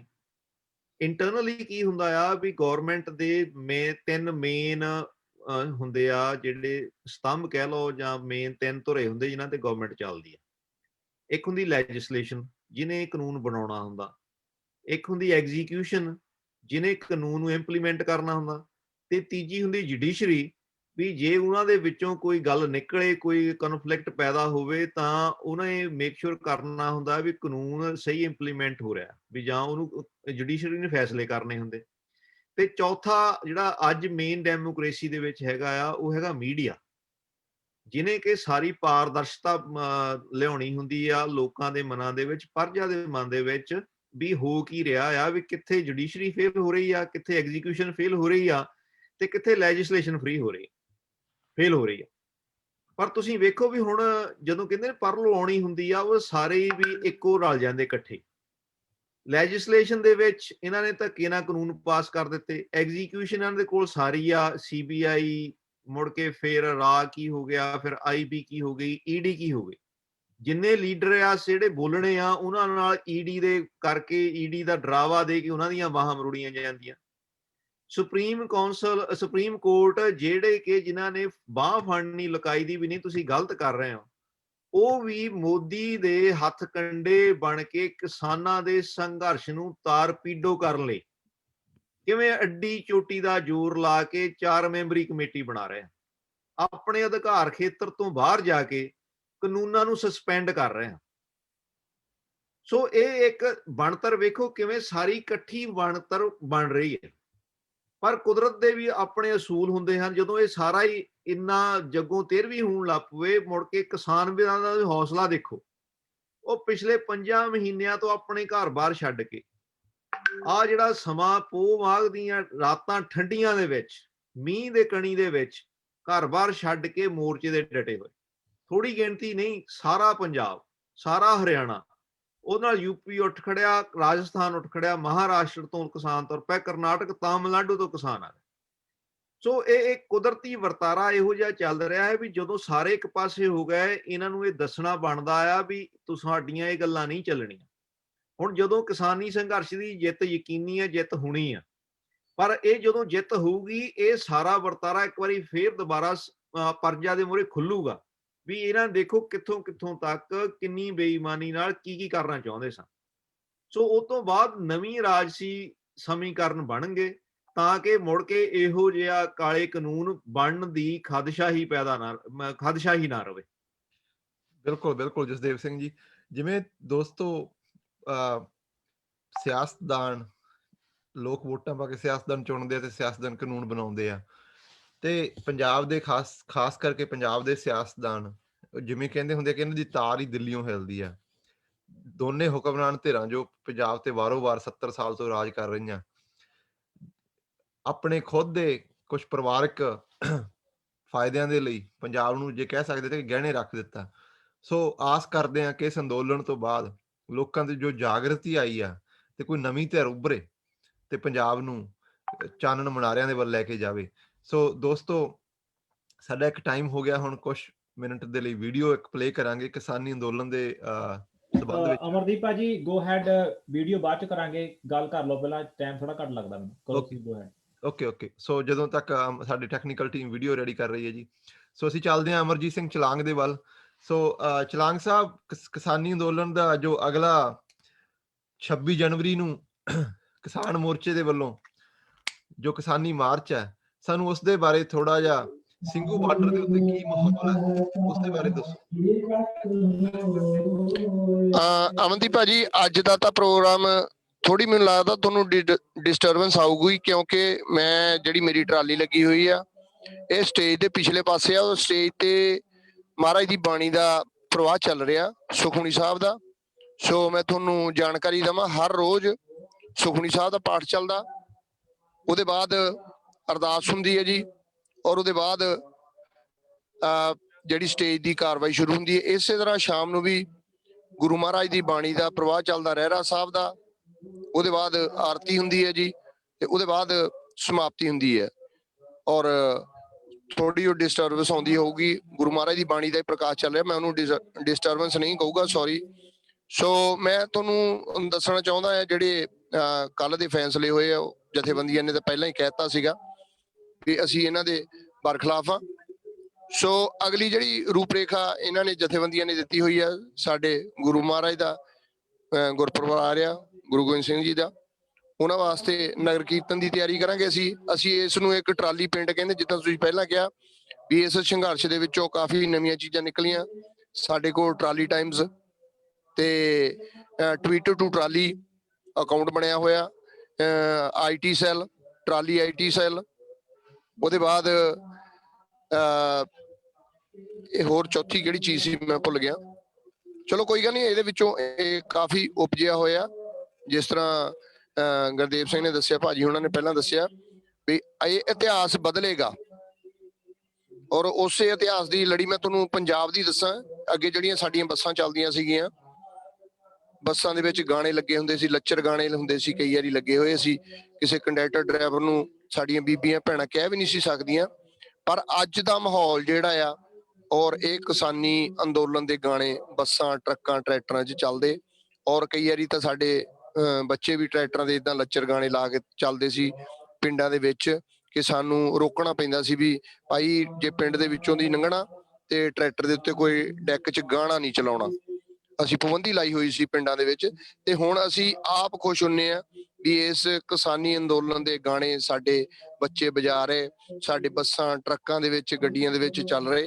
ਇਸ ਅੰਦੋਲਨ ਦੀ ਦੇਣ ਆ, ਔਰ ਇਹਦੇ ਵਿੱਚੋਂ ਹੀ ਸਾਡੀ ਜਿਹੜੀ ਸੱਤਾ ਆ ਉਹ ਵੀ ਨਿਕਲੇਗੀ। ਤੁਸੀਂ ਦੇਖਿਆ ਹੋਣਾ ਜਿਸ ਦਿਨ ਦਾ ਅੰਦੋਲਨ ਚੱਲ ਰਿਹਾ, ਸਾਡੀ ਪੰਜਾਬ ਦੀ ਜਿਹੜੀ ਕਾਬਜ਼ ਸੱਤਾ ਆ, ਔਰ ਪਹਿਲਾਂ ਦੇ ਵੀ ਸੀ, ਇਹ ਕੋਆਪਰੇਟਿਵ ਘਰਾਣਿਆਂ ਦੇ ਨਾਲ ਰਲ ਕੇ ਆਪ ਵੀ ਉਸੇ ਲੜੀ ਦੇ ਵਿੱਚ ਸ਼ਾਮਲ ਹੋਣਾ ਚਾਹੁੰਦੇ ਸੀ ਵੀ ਅਸੀਂ ਵੀ ਇਸੇ ਲੜੀ ਦੇ ਵਿੱਚ ਸ਼ਾਮਲ ਹੋਈਏ। ਸਾਡਾ ਵੀ ਜੇ ਅੰਬਾਨੀ ਅਡਵਾਨੀ ਦਾ ਪਹਿਲਾ ਨੰਬਰ ਦਾ, ਸਾਡਾ ਵੀ ਚੌਥਾ ਪੰਜਵਾਂ ਨੰਬਰ ਤਾਂ ਆ ਹੀ ਜਾਏਗਾ। ਇਹਨਾਂ ਨੇ ਟਰਾਂਸਪੋਰਟ ਮਾਫੀਆ ਬਣਾਇਆ, ਤੁਹਾਨੂੰ ਪਤਾ ਹੀ ਹੈ, ਸਾਰਾ ਕੁਝ ਦੱਸਣ ਦੀ ਲੋੜ ਨਹੀਂ। 2 ਬੱਸਾਂ ਤੋਂ 10, 10 ਤੋਂ 20, ਔਰ ਪੰਜਾਬ ਰੋਡਵੇ ਨੂੰ ਖਤਮ ਕੀਤਾ। ਪੰਜਾਬ ਰੋਡਵੇ ਨੂੰ ਖਤਮ ਕਰਨ ਵਾਲਾ ਕੌਣ? ਇਹਨਾਂ ਦਾ ਟਰਾਂਸਪੋਰਟ ਮੰਤਰੀ ਆਪਣਾ ਸੀ। ਔਰ ਜੇ ਪ੍ਰਾਈਵੇਟ ਬੱਸ ਦੀ ਗੱਲ ਕਰ ਲਈਏ ਜਾਂ ਸਰਕਾਰੀ ਬੱਸ ਦੀ ਗੱਲ ਕਰ ਲਈਏ, ਲੁਧਿਆਣੇ ਤੋਂ ਜਲੰਧਰ ਜਾਣਾ ਹੋਵੇ ਤਾਂ ਕਿਰਾਇਆ ਦੋਨਾਂ ਬੱਸਾਂ ਦਾ ਇੱਕੋ ਜਿੰਨਾ ਹੀ ਆ। ਪਰ ਪ੍ਰਾਈਵੇਟ ਬੱਸਾਂ ਤੁਹਾਨੂੰ ਬੜੀਆਂ ਵਧੀਆ ਮਿਲਣਗੀਆਂ, ਔਰ ਸਰਕਾਰੀ ਬੱਸਾਂ ਟੁੱਟੀਆਂ ਭੱਜੀਆਂ ਮਿਲਣਗੀਆਂ। ਚਲੋ ਸਾਡਾ ਚੈਪਟਰ ਵੱਖਰਾ ਚੱਲਿਆ ਹੈਗਾ, ਪਰ ਅੱਜ ਦਾ ਜਿਹੜਾ ਸਾਡਾ ਮੁੱਦਾ ਚੱਲ ਰਿਹਾ ਲੋਹੜੀ ਦਾ, ਲੋਹੜੀ ਤੋਂ ਬਾਅਦ ਇਸ ਤੋਂ ਅੱਗੇ ਜੋ ਵੂਮਨ ਜੀ। ਡੇ 18 ਜਨਵਰੀ ਨੂੰ ਹੈ ਜੀ, ਉਸ ਦੇ ਲਈ ਕਿਸਾਨ ਜਥੇਬੰਦੀਆਂ ਦੀ ਕੀ ਕਾਲ ਹੈ? ਇਹ ਮੈਂ ਤੁਹਾਨੂੰ ਉਹਦੇ ਬਾਰੇ ਦੱਸਣ ਲੱਗਾ ਸੀਗਾ ਜੀ। 18 ਤਰੀਕ ਦੀ ਸਾਡੀ ਤਿਆਰੀ ਚੱਲ ਰਹੀ ਆ। ਸਾਡੀਆਂ ਪਿੰਡਾਂ ਦੇ ਵਿੱਚੋਂ ਮਾਵਾਂ, ਭੈਣਾਂ, ਮਾਤਾਵਾਂ ਆ ਵੀ ਰਹੀਆਂ। ਮੈਂ ਤੁਹਾਨੂੰ ਦਿਖਾਊਂਗਾ, ਵੀਡੀਓ ਮੇਰੇ ਕੋਲ ਬਣੀਆਂ ਪਈਆਂ ਆ, ਔਰ ਵੀ ਤੁਸੀਂ ਸੋਸ਼ਲ ਮੀਡੀਆ ਤੇ ਵੀ ਦੇਖਿਆ ਹੋਣਾ। ਜਿਹੜੇ ਗਰਾਊਂਡ ਲੈਵਲ ਤੋਂ ਸਾਡੇ ਸੋਸ਼ਲ ਮੀਡੀਆ ਵਾਲੇ ਜਾਂ ਜਿੰਨੇ ਵੀ ਸਾਡੇ ਚੈਨਲ ਆ, ਸਿੱਖ ਸੰਗਤ ਟੀਵੀ ਆ, ਸਿੱਖ ਚੈਨਲ ਆ, ਸਪੋਕਸਮੈਨ ਆ, ਆਪਣੇ ਜਗਬਾਣੀ ਆ, ਹੋਰ ਵੀ ਜਿੰਨੇ ਆਪਣੇ ਚੱਲ ਰਹੇ ਆ, ਫਾਸਟਵੇ ਵਾਲੇ ਆ, ਔਨ 에ਅਰ ਚੱਲ ਰਹੇ ਆ, ਇਹ ਗਰਾਊਂਡ ਲੈਵਲ ਤੋਂ ਸਾਡੀਆਂ ਖਬਰਾਂ ਦਿਖਾਉਂਦੇ ਆ। ਅਸੀਂ ਇਹਨਾਂ ਦਾ ਵੀ ਜਥੇਬੰਦੀਆਂ ਵੱਲੋਂ ਬਹੁਤ ਬਹੁਤ ਧੰਨਵਾਦ ਕਰਦੇ ਆ। ਅੱਛਾ, 18 ਤਰੀਕ ਦਾ ਜਿਹੜਾ ਵੂਮਨ ਡੇ ਆ, ਉਹਦੀ ਜਥੇਬੰਦੀਆਂ ਵੱਲੋਂ ਜਿਹੜੀ ਰੂਪਰੇਖਾ ਤਿਆਰ ਕੀਤੀ ਗਈ ਆ, ਉਹ ਉਸ ਦਿਨ ਆਪਣੀ ਲੇਡੀਜ਼ ਹੀ ਸਾਰਾ ਹੈਂਡਲ ਕਰਨਗੀਆਂ। ਅਸੀਂ ਤਾਂ ਇੱਥੇ ਤੱਕ ਵੀ ਕਹਿਤਾ ਵੀ ਜਿੱਦਾਂ ਸਾਡੀਆਂ ਬੀਬੀਆਂ ਲੰਗਰ ਤਿਆਰ ਕਰਦੀਆਂ, ਉਸ ਦਿਨ ਬੀਬੀਆਂ ਹੀ ਜਿੱਦਾਂ ਵਰਤਾਉਂਦੇ ਆ ਲੰਗਰ, ਬੀਬੀਆਂ ਹੀ ਵਰਤਾਉਣਗੀਆਂ, ਔਰ ਅਸੀਂ ਪਿੱਛੇ ਹੋ ਕੇ ਸਾਰੇ ਕੰਮ ਕਰਾਂਗੇ, ਨਾਲ ਉਹਨਾਂ ਦੇ ਹੋਵਾਂਗੇ ਅਸੀਂ। ਔਰ ਸਟੇਜ ਦੀ ਕਾਰਵਾਈ ਵੀ ਜਿੱਥੇ ਤੱਕ ਹੋਵੇਗਾ, ਸਾਡੀਆਂ ਮਾਵਾਂ, ਭੈਣਾਂ, ਮਾਤਾਵਾਂ ਵੂਮਨਸ ਡੇ ਕਰਕੇ, ਇਸਤਰੀ ਡੇ ਆ, ਉਹਨਾਂ ਨੂੰ ਪਹਿਲ ਦੇ ਆਧਾਰ ਤੇ ਦਿੱਤਾ ਜਾਊਗਾ। ਔਰ ਇਹ ਵੀ ਇੱਕ ਇਤਿਹਾਸ ਦਾ ਹਿੱਸਾ ਬਣੇਗਾ। ਔਰ ਜਿੰਨੇ ਤਿਉਹਾਰ ਆ ਰਹੇ ਆ, ਇੱਕ ਇਤਿਹਾਸ ਬਣ ਰਿਹਾ। ਤੁਸੀਂ ਦੇਖਿਆ ਹੀ ਹੋਣਾ, ਜਦੋਂ ਦੁਸਹਿਰਾ ਸੀਗਾ, ਸਾਰੇ ਪੰਜਾਬ ਹਰਿਆਣੇ ਦੇ ਵਿੱਚ ਰਾਵਣ ਦੇ ਪੁਤਲੇ ਨਹੀਂ, ਇਹਨਾਂ ਸਰਕਾਰਾਂ ਦੇ ਪੁਤਲੇ ਫੂਕੇ ਗਏ। ਮੈਂ ਤਾਂ ਕੋਈ ਕਹਿਣ ਤੋਂ ਵੀ ਸੰਕੋਚ ਨਹੀਂ ਕਰੂੰਗਾ, ਇਸ ਮੋਦੀ ਦੇ ਪੁਤਲੇ ਫੂਕੇ ਗਏ, ਨਾਲ ਅੰਬਾਨੀ ਅਡਵਾਨੀ ਦੇ ਫੂਕੇ ਗਏ ਪੁਤਲੇ। ਕਿਉਂਕਿ ਜਿਸ ਤਰ੍ਹਾਂ ਇਹਨਾਂ ਨੇ ਭਾਜੀ ਉਹਨਾਂ ਨੇ ਪਹਿਲਾਂ ਦੱਸਿਆ, ਇਹ ਸਰਕਾਰਾਂ ਹਰ ਪਾਸੇ ਕਾਬਜ਼ ਹੋਣਾ ਚਾਹੁੰਦੀਆਂ। ਮੈਨੂੰ ਬਹੁਤ ਵਧੀਆ ਗੱਲਾਂ ਲੱਗੀਆਂ ਇਹਨਾਂ ਦੀਆਂ। ਚਲੋ ਮੈਂ ਇੰਨਾ ਕੋਈ ਤਕੜਾ ਬੁਲਾਰਾ ਨਹੀਂ ਹੈ, ਇੰਨੀ ਨੌਲੇਜ ਨਹੀਂ ਰੱਖਦਾ। ਸਾਨੂੰ ਤਾਂ ਜਿੱਦਾਂ ਕਹੀਏ ਵੀ ਅਸੀਂ ਕਿਸਾਨੀ ਦੇ ਵਿੱਚ ਹੀ ਆ, ਕਿਸਾਨੀ ਦੀ ਨੌਲੇਜ ਹੈ, ਬਾਹਰਲੀ ਨੌਲੇਜ ਆਪਾਂ ਨੂੰ ਪੋਲੀਟੀਕਲ ਨਹੀਂ ਸੀ, ਪਰ ਹੁਣ ਸਾਨੂੰ ਸਾਰੀਆਂ ਨੌਲੇਜ ਰੱਖਣੀ ਪਊਗੀ। ਸੋ ਉਹਦੇ ਬਾਅਦ 18 ਤਰੀਕ ਤੋਂ ਬਾਅਦ ਸਾਡਾ ਜਿਹੜਾ 26 ਦਾ ਆ ਗਣਤੰਤਰ ਦਿਵਸ ਦਾ, ਉਹ ਅਸੀਂ ਟਰੈਕਟਰਾਂ ਦੇ ਉੱਤੇ ਤਿਰੰਗਾ ਮਾਰਚ ਕੱਢਾਂਗੇ। ਔਰ ਉਹ ਸਾਡੇ ਜਥੇਬੰਦੀਆਂ ਜਿਸ ਤਰ੍ਹਾਂ ਦਾ ਵੀ ਪ੍ਰੋਗਰਾਮ ਦੇਣਗੀਆਂ, ਉਲੀਕਣਗੀਆਂ, ਉਹਨਾਂ ਦੇ ਨਾਲ ਅਸੀਂ ਮੋਢੇ ਨਾਲ ਮੋਢਾ ਲਾ ਕੇ ਚੱਲਾਂਗੇ। ਹੁਣ ਸਾਡੀ 18 ਤਰੀਕ ਦੀ ਔਰ ਗੁਰਪੁਰਬ ਦੀ ਤਿਆਰੀ ਚੱਲ ਰਹੀ ਆ, ਜਿਹੜਾ ਅਸੀਂ ਟਰਾਲੀ ਟਾਈਮ ਤੇ ਟਰਾਲੀ ਪਿੰਡ ਜਿਹੜਾ ਹੈ, ਉਹਦੇ ਵਿੱਚ ਅਸੀਂ ਨਗਰ ਕੀਰਤਨ ਕੱਢਾਂਗੇ ਜੀ। Thank you Amarjit Singh ji. ਸੋ ਦੋਸਤੋ, ਇਸ ਕਿਸਾਨ ਅੰਦੋਲਨ ਦੀਆਂ ਬੜੀਆਂ ਵੱਡੀਆਂ ਪ੍ਰਾਪਤੀਆਂ ਆ। ਉਸ ਦੇ ਵਿੱਚੋਂ ਜੇ ਅੱਜ ਤੁਸੀਂ ਪੂਰੇ ਭਾਰਤ ਦੇ ਵਿੱਚ ਕਿਤੇ ਵੀ ਪੰਜਾਬੀ ਜਾਂ ਕੋਈ ਸਿੱਖ, ਕੋਈ ਤਾਂ ਘੁੰਮਦਾ ਹੋਵੇ, ਜਾਂ ਦੁਨੀਆ ਦੇ ਉੱਤੇ ਕਿਤੇ ਵੀ ਜੋ ਇਹ ਪ੍ਰੋਟੈਸਟਸ ਹੋ ਰਹੀਆਂ ਹੈਗੀਆਂ, ਤੇ ਬੰਦਾ ਉਂਗਲ ਕਰਕੇ ਕਹਿੰਦਾ ਕਿ ਉਹ ਚੱਲਿਆ ਇਨਸਾਨੀਅਤ ਦੇ ਰਾਖੇ, ਕਿਉਂਕਿ ਗੱਲ ਹੁਣ ਕੱਲੀ ਕਿਸਾਨੀ ਅੰਦੋਲਨ ਤੋਂ ਜਾਂ ਕਿਸੇ ਜ਼ਮੀਨਾਂ ਬਚਾਉਣ ਦੀ ਨਹੀਂ, ਇਨਸਾਨੀਅਤ ਤੇ ਪਹੁੰਚ ਗਈ ਆ, ਕਿਉਂਕਿ ਇਸ ਦੇ ਨਾਲ ਹਰ ਇੱਕ ਵਰਗ ਨੇ ਹਿੱਟ ਹੋਣਾ ਜੀ। ਮਜ਼ਦੂਰ, ਕਿਸਾਨ ਤੇ ਆੜਤੀਆ ਤੇ ਬਾਕੀ ਸਾਰੇ ਵਰਗ, ਕਿਉਂਕਿ ਕਿਤੇ ਨਾ ਕਿਤੇ ਆਪਾਂ ਸਾਰੇ ਇੱਕ ਕਸਟਮਰ ਆ, ਇੱਕ ਉਪਭੋਗਤਾ ਆ। ਤੇ ਜਦੋਂ ਇਹ ਆਪਣੇ ਰੋਜ਼ਮਰਾ ਦੀਆਂ ਲੋੜਾਂ ਇਹਨਾਂ ਵੱਡੀਆਂ ਕਾਰਪੋਰੇਸ਼ਨਾਂ ਦੇ ਕੋਲੇ ਚਲੀਆਂ ਗਈਆਂ, ਤੇ ਫਿਰ ਆਪਾਂ ਸਾਰਿਆਂ ਦਾ ਜੋ ਭਵਿੱਖ ਆ ਇਹਨਾਂ ਦੇ ਹੱਥ ਵਿੱਚ ਚਲਾ ਜਾਏਗਾ। ਸੋ ਗੱਲ ਚੱਲੀ ਸੀ ਰਾਖਿਆਂ ਦੀ। ਰਵੀ ਸਿੰਘ ਇੱਕ ਬੜਾ ਵੱਡਾ ਆਈਕਨ ਰਹੇ ਆ। ਗੁਰੂ ਗੋਬਿੰਦ ਸਿੰਘ ਜੀ ਉਸ ਤੋਂ ਪਹਿਲਾਂ ਸਾਡੇ ਰਹਿਨੁਮਾਈ ਕਰਦੇ ਆ। ਸੋ ਅੱਜ ਇਸ ਅੰਦੋਲਨ ਨੇ ਇੱਕ ਬੜਾ ਵੱਡਾ ਪੰਜਾਬੀ ਕੌਮ ਨੂੰ, ਸਿੱਖ ਕੌਮ ਨੂੰ ਦੁਨੀਆ ਦੇ ਵਿੱਚ ਇੱਕ ਵਾਪਸ ਫਰੰਟ ਤੇ ਲਿਆ ਕੇ ਖੜਾ ਕਰ ਦਿੱਤਾ ਹੈ। ਜੋ 70 ਸਾਲਾਂ ਦੇ ਵਿੱਚ ਸਾਡੇ ਪੰਜਾਬ ਨੂੰ ਪਿੱਛੇ ਕੀਤਾ ਗਿਆ ਸੀ। ਜੇ ਤੁਸੀਂ ਯਾਦ ਕਰੋ, ਸਭ ਤੋਂ ਪਹਿਲੇ ਸਾਨੂੰ ਗਵਰਨਮੈਂਟ ਨੇ ਤਗਮਾ ਦਿੱਤਾ ਸੀ ਜਰਾਇਮ ਪੇਸ਼ਾ ਕੌਮ ਕਹਿਣ ਦਾ। ਰਾਈਟ ਆਫਟਰ ਜਦੋਂ ਆਜ਼ਾਦੀ ਮਿਲੀ ਆ, 93% ਪੰਜਾਬੀਆਂ ਦੀਆਂ ਉਸ ਦੇ ਵਿੱਚ ਸ਼ਹੀਦੀਆਂ ਸੀ। ਤੇ ਰਾਈਟ ਵੇ ਜਦੋਂ ਆਜ਼ਾਦ ਹੁੰਦਾ ਆ, ਸਾਨੂੰ ਜਰਾਇਮ ਪੇਸ਼ਾ ਕੌਮ ਆਖਿਆ ਜਾਂਦਾ। ਦਰਬਾਰ ਸਾਹਿਬ ਤੇ ਹਮਲਾ ਹੁੰਦਾ ਆ, ਤੇ ਫਿਰ ਪੰਜਾਬ ਦੇ ਪਰ ਕੁਤਰ ਕੇ ਪੰਜਾਬ, ਹਰਿਆਣਾ, ਹਿਮਾਚਲ, ਇਹਨਾਂ ਦੇ ਵਿੱਚੋਂ ਪੰਜਾਬ 'ਚ ਸੂਬੇ ਕੱਟ ਕਰਦੇ ਇੱਕ ਛੋਟੀ ਜਿਹੀ ਸੂਬੀ ਬਣਾ ਕੇ ਦੇ ਦਿੱਤੀ। ਸੋ ਉਸ ਤੋਂ ਬਾਅਦ ਚੱਲਦੇ ਆ 1978 ਹੁੰਦਾ ਆ, ਫਿਰ 84 ਹੁੰਦਾ ਆ। ਸੋ ਪੰਜਾਬੀਆਂ ਨੂੰ ਜਾਂ ਸਿੱਖਾਂ ਨੂੰ ਜੋ ਇਹਨਾਂ ਨੇ 70 ਸਾਲਾਂ ਦੇ ਵਿੱਚ ਪਿੱਛੇ ਕੀਤਾ ਸੀਗਾ, ਅੱਜ ਫੋਰ ਫਰੰਟ ਤੇ ਸਿਆਸਤ ਦੇ ਵੀ, ਪੋਲੀਟੀਕਲ ਲੈਵਲ ਦੇ ਵੀ, ਤੇ ਧਰਮ ਦੇ ਵਿੱਚ ਵੀ ਸਾਡਾ ਹੁਲਾਰਾ ਜੋ ਸਾਨੂੰ ਤੋੜਿਆ ਗਿਆ ਸੀ, ਜੋ ਸਾਡੀ ਇੱਕ ਪੀੜ੍ਹੀ ਖਤਮ ਕਰ ਦਿੱਤੀ ਗਈ ਸੀ 1984 ਤੋਂ ਬਾਅਦ, ਸਾਡੇ ਬੱਚਿਆਂ ਨੂੰ ਵਾਪਸ ਜੋੜ ਦਿੱਤਾ ਆ। ਜੇ ਤੁਸੀਂ ਬਾਹਰਲੇ ਦੇਸ਼ਾਂ ਦੇ ਵਿੱਚ ਗੱਲ ਕਰੋ, ਜਾਂ ਪੰਜਾਬ ਨੂੰ ਜੋ ਉੜਤਾ ਪੰਜਾਬ ਕਹਿ ਕੇ ਬਦਨਾਮ ਕੀਤਾ ਜਾਂਦਾ ਸੀਗਾ, ਉਹ ਸਾਰੇ ਉੱਤੇ ਕਾਲਖ ਫੇਰਦੇ ਹੋਏ ਪੰਜਾਬੀ ਅੱਜ ਦਿੱਲੀ ਦੀ ਹਿੱਕ ਦੇ ਉੱਤੇ ਨੱਚ ਰਹੇ ਆ, ਹੱਕਾਂ ਦੇ ਲਈ ਲੜ ਰਹੇ ਆ। ਕਿਉਂਕਿ ਜੋ ਸਿੱਖ ਕੌਮ ਦੀ ਸਥਾਪਨਾ, ਜੇ ਅਸੀਂ ਪਿੱਛੇ ਚੱਲੀਏ, ਕੀਤੀ ਗਈ ਸੀ, ਇਹ ਰਾਜ ਦੇ ਲਈ ਨਹੀਂ, ਬਲਕਿ ਇਨਸਾਨੀਅਤ ਦੇ ਰਾਖੀ ਦੇ ਲਈ, ਜੋ ਮੀਰੀ ਪੀਰੀ ਸਾਡਾ ਸਿਧਾਂਤ ਆ, ਉਸ ਦੇ ਲਈ ਕੀਤੀ ਗਈ ਸੀ। ਸੋ ਇਹ ਬੜਾ ਵਧੀਆ ਵਰਤਾਰਾ ਹੋਇਆ ਜੀ। ਬਾਕੀ ਜੋ ਬਾਹਰਲੇ ਦੇਸ਼ਾਂ ਦੇ ਵਿੱਚ ਨੌਜਵਾਨੀ ਜੋ ਜੁੜੀ ਆ, ਜਾਂ ਸਾਡਾ ਜੋ ਹਰ ਇੱਕ ਵਰਗ ਜੋ ਪੰਜਾਬ ਦੇ ਨਾਲ ਜਾਂ ਭਾਰਤ ਦੇ ਨਾਲ ਜੁੜਿਆ ਆ, ਉਹਨਾਂ ਨੇ track to Twitter the team ਹੋਵੇ, ਪੰਜਾਬ ਜੋ ਵੱਖੋ ਵੱਖਰੇ ਦੇਸ਼ਾਂ ਦੇ ਜੋ ਉਹਨਾਂ ਨੇ ਜੁੜ ਕੇ ਇੱਕ IT ਸੈੱਲ ਬਣਾਇਆ, ਕਿਸਾਨ ਮੋਰਚੇ ਦੀ ਸਪੋਰਟ ਕੀਤੀ ਆ, ਉਸ ਨੇ ਗੋਦੀ ਮੀਡੀਆ ਦਾ ਮੂੰਹ ਭੰਨਿਆ ਆ। ਉਸ ਤੋਂ ਅੱਗੇ ਚੱਲਦੇ ਹੋਏ ਕੈਨੇਡਾ ਤੋਂ ਟੀਮ ਵੀ ਕੇਅਰ, ਉਹਨਾਂ ਨੇ ਇਸ ਵਕਤ ਪੰਜਾਬ ਉੱਥੇ ਸਿੰਘੂ ਬਾਰਡਰ ਦੇ ਉੱਤੇ ਜਾਂ ਟਿਕਰੀ ਬਾਰਡਰ ਦੇ ਉੱਤੇ ਹਸਪੀਟਲ ਚਲਾ ਰਹੇ ਆ। ਖਾਲਸਾ ਏਡ ਕਿਸਾਨ ਮਾਲ ਚਲਾ ਰਹੀ ਆ, ਲੰਗਰ ਵਰਤਾਏ ਜਾ ਰਹੇ ਆ। ਅਮਰੀਕਾ ਤੋਂ ਸਿੱਖ ਪੰਚਾਇਤ ਉੱਥੇ ਲੋਕਲ ਦੋਨੇ ਸਿੰਘੂ ਬਾਰਡਰ, ਟਿਕਰੀ ਬਾਰਡਰ ਦੇ ਉੱਤੇ ਲੋਕਲ ਆਮ ਜੋ ਕਿਸਾਨਾਂ ਦੇ ਲਈ ਹਰ ਇੱਕ ਲੋੜ ਉਸ ਦੇ ਲਈ ਮੁਹੱਈਆ ਕਰਵਾ ਰਹੀ ਆ, ਜੋ ਵੀ ਜ਼ਰੂਰਤ ਹੈ। ਸੋ ਦੋਸਤੋ, ਅੱਗੇ ਚੱਲਦੇ ਹੋਏ ਜਸਦੇਵ ਸਿੰਘ ਜੀ ਵੱਲ ਚੱਲਦੇ ਆ। ਜੋ 26 ਜਨਵਰੀ ਦੀ ਜਸਦੇਵ ਸਿੰਘ ਜੀ ਕਾਲ ਹੈ, ਕਿਸਾਨੀ ਮਾਰਚ, ਤਿਰੰਗੇ ਲੈ ਕੇ ਜਾਂ ਕੇਸਰੀ ਨਿਸ਼ਾਨ ਸਾਹਿਬ ਲੈ ਕੇ, ਜੋ ਦਿੱਲੀ ਦੇ ਵਿੱਚ ਕਿਸਾਨੀ ਮਾਰਚ ਹੋਊਗਾ, ਟਰੈਕਟਰ ਮਾਰਚ ਹੋਊਗਾ, ਉਸ ਨੂੰ ਤੁਸੀਂ ਕਿਵੇਂ ਦੇਖਦੇ ਹੋ? ਤੇ ਉਸ ਦਾ ਇਸ ਕਿਸਾਨ ਅੰਦੋਲਨ ਦੇ ਲਈ ਜਾਂ ਅਵੇਅਰਨੈਸ ਦੇ ਲਈ ਕੀ ਉਹਦੇ ਕੀ ਫਾਇਦੇ ਆ? ਅਮਰਦੀਪ ਸਿੰਘ, ਆਪਾਂ ਥੋੜਾ ਜਿਹਾ ਇਸ ਗੱਲ ਨੂੰ ਸਮਝਣ ਲਈ ਆਪਾਂ ਥੋੜੇ ਪਿਛੋਕੜ ਦੇ ਵਿੱਚ ਜਾਈਏ। ਇੱਕ ਬਹੁਤ ਆਪਣੀ ਸੁਸਾਇਟੀ ਦੇ ਵਿੱਚ, ਆਪਣੇ ਸਮਾਜ ਦੇ ਵਿੱਚ ਸੱਚੀ ਇੱਕ ਅਖਾਣ ਕਹਿ ਲਓ ਜਾਂ ਇੱਕ ਵਿਚਾਰ ਚੱਲਦਾ ਹੈ ਵੀ ਸੱਚ ਜਿਹੜਾ ਹੁੰਦਾ ਉਹ 7 ਪੜਦੇ ਪਾੜ ਕੇ ਵੀ ਬਾਹਰ ਆ ਜਾਂਦਾ। ਜੋ ਤੁਹਾਡਾ ਕਰੈਕਟਰ ਆ, ਜੋ ਤੁਹਾਡਾ ਚਰਿੱਤਰ ਆ, ਜੋ ਤੁਹਾਡਾ DNA ਆ, ਜੋ ਤੁਹਾਡੇ ਅੰਦਰ ਆ, ਉਹ ਬਾਹਰ ਆਉਣਾ ਹੀ ਆਉਣਾ। ਹੁਣ ਜੇ ਆਪਾਂ ਵੇਖੀਏ ਪੰਜਾਬ ਦੀ ਧਰਤੀ, ਜਿਹਨੂੰ ਗੁਰੂ ਪੀਰਾਂ ਦੀ ਸ਼ੋਅ ਆ, ਗੁਰੂ ਨਾਨਕ ਪਾਤਸ਼ਾਹ ਦਾ ਫਲਸਫਾ, ਆਪਾਂ ਸਾਰੇ ਉਹਦੇ ਫਲਸਫਾ ਆਪਣੇ ਅੰਦਰ ਬੈਠਾ ਹੋਇਆ ਕਿਤੇ। ਉਹ ਸਮਾਂ ਆਉਂਦਾ ਆ ਵੀ ਉਹ ਆਪਾਂ ਨੂੰ ਲੱਗਦਾ ਨਹੀਂ ਵੀ ਫਲਸਫਾ ਕਿਤੇ ਨਿਕਲ ਗਿਆ। ਜਿਵੇਂ ਭਾਈ ਚਲਾਂਗ ਭਾਜੀ ਨੇ ਦੱਸਿਆ ਵੀ ਕੁਝ ਸਮਾਂ ਸੀ, ਆਪਾਂ ਨੂੰ ਲੱਗਦਾ ਸੀ ਵੀ ਆਪਣੀ ਜਵਾਨੀ ਕਿਹੜੇ ਪਾਸੇ ਤੁਰ ਪਈ, ਪਰ ਅੱਜ ਉਹੀ ਜਵਾਨੀ ਫਿਰ ਵਾਪਸ ਉਹਨੇ ਅਨੰਦਪੁਰ ਸਾਹਿਬ ਵੱਲ ਨੂੰ ਮੂੰਹ ਕੀਤਾ ਹੋਇਆ।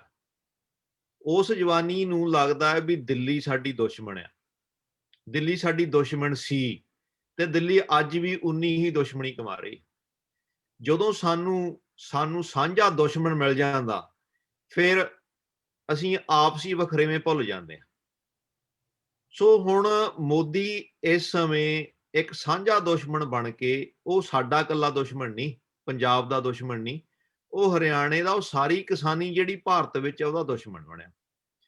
ਉਹ ਜਿਹੜਾ ਭਾਰਤ ਦਾ ਲੋਕਤੰਤਰ ਆ ਉਹਦਾ ਦੁਸ਼ਮਣ ਬਣ ਕੇ ਬੈਠਾ।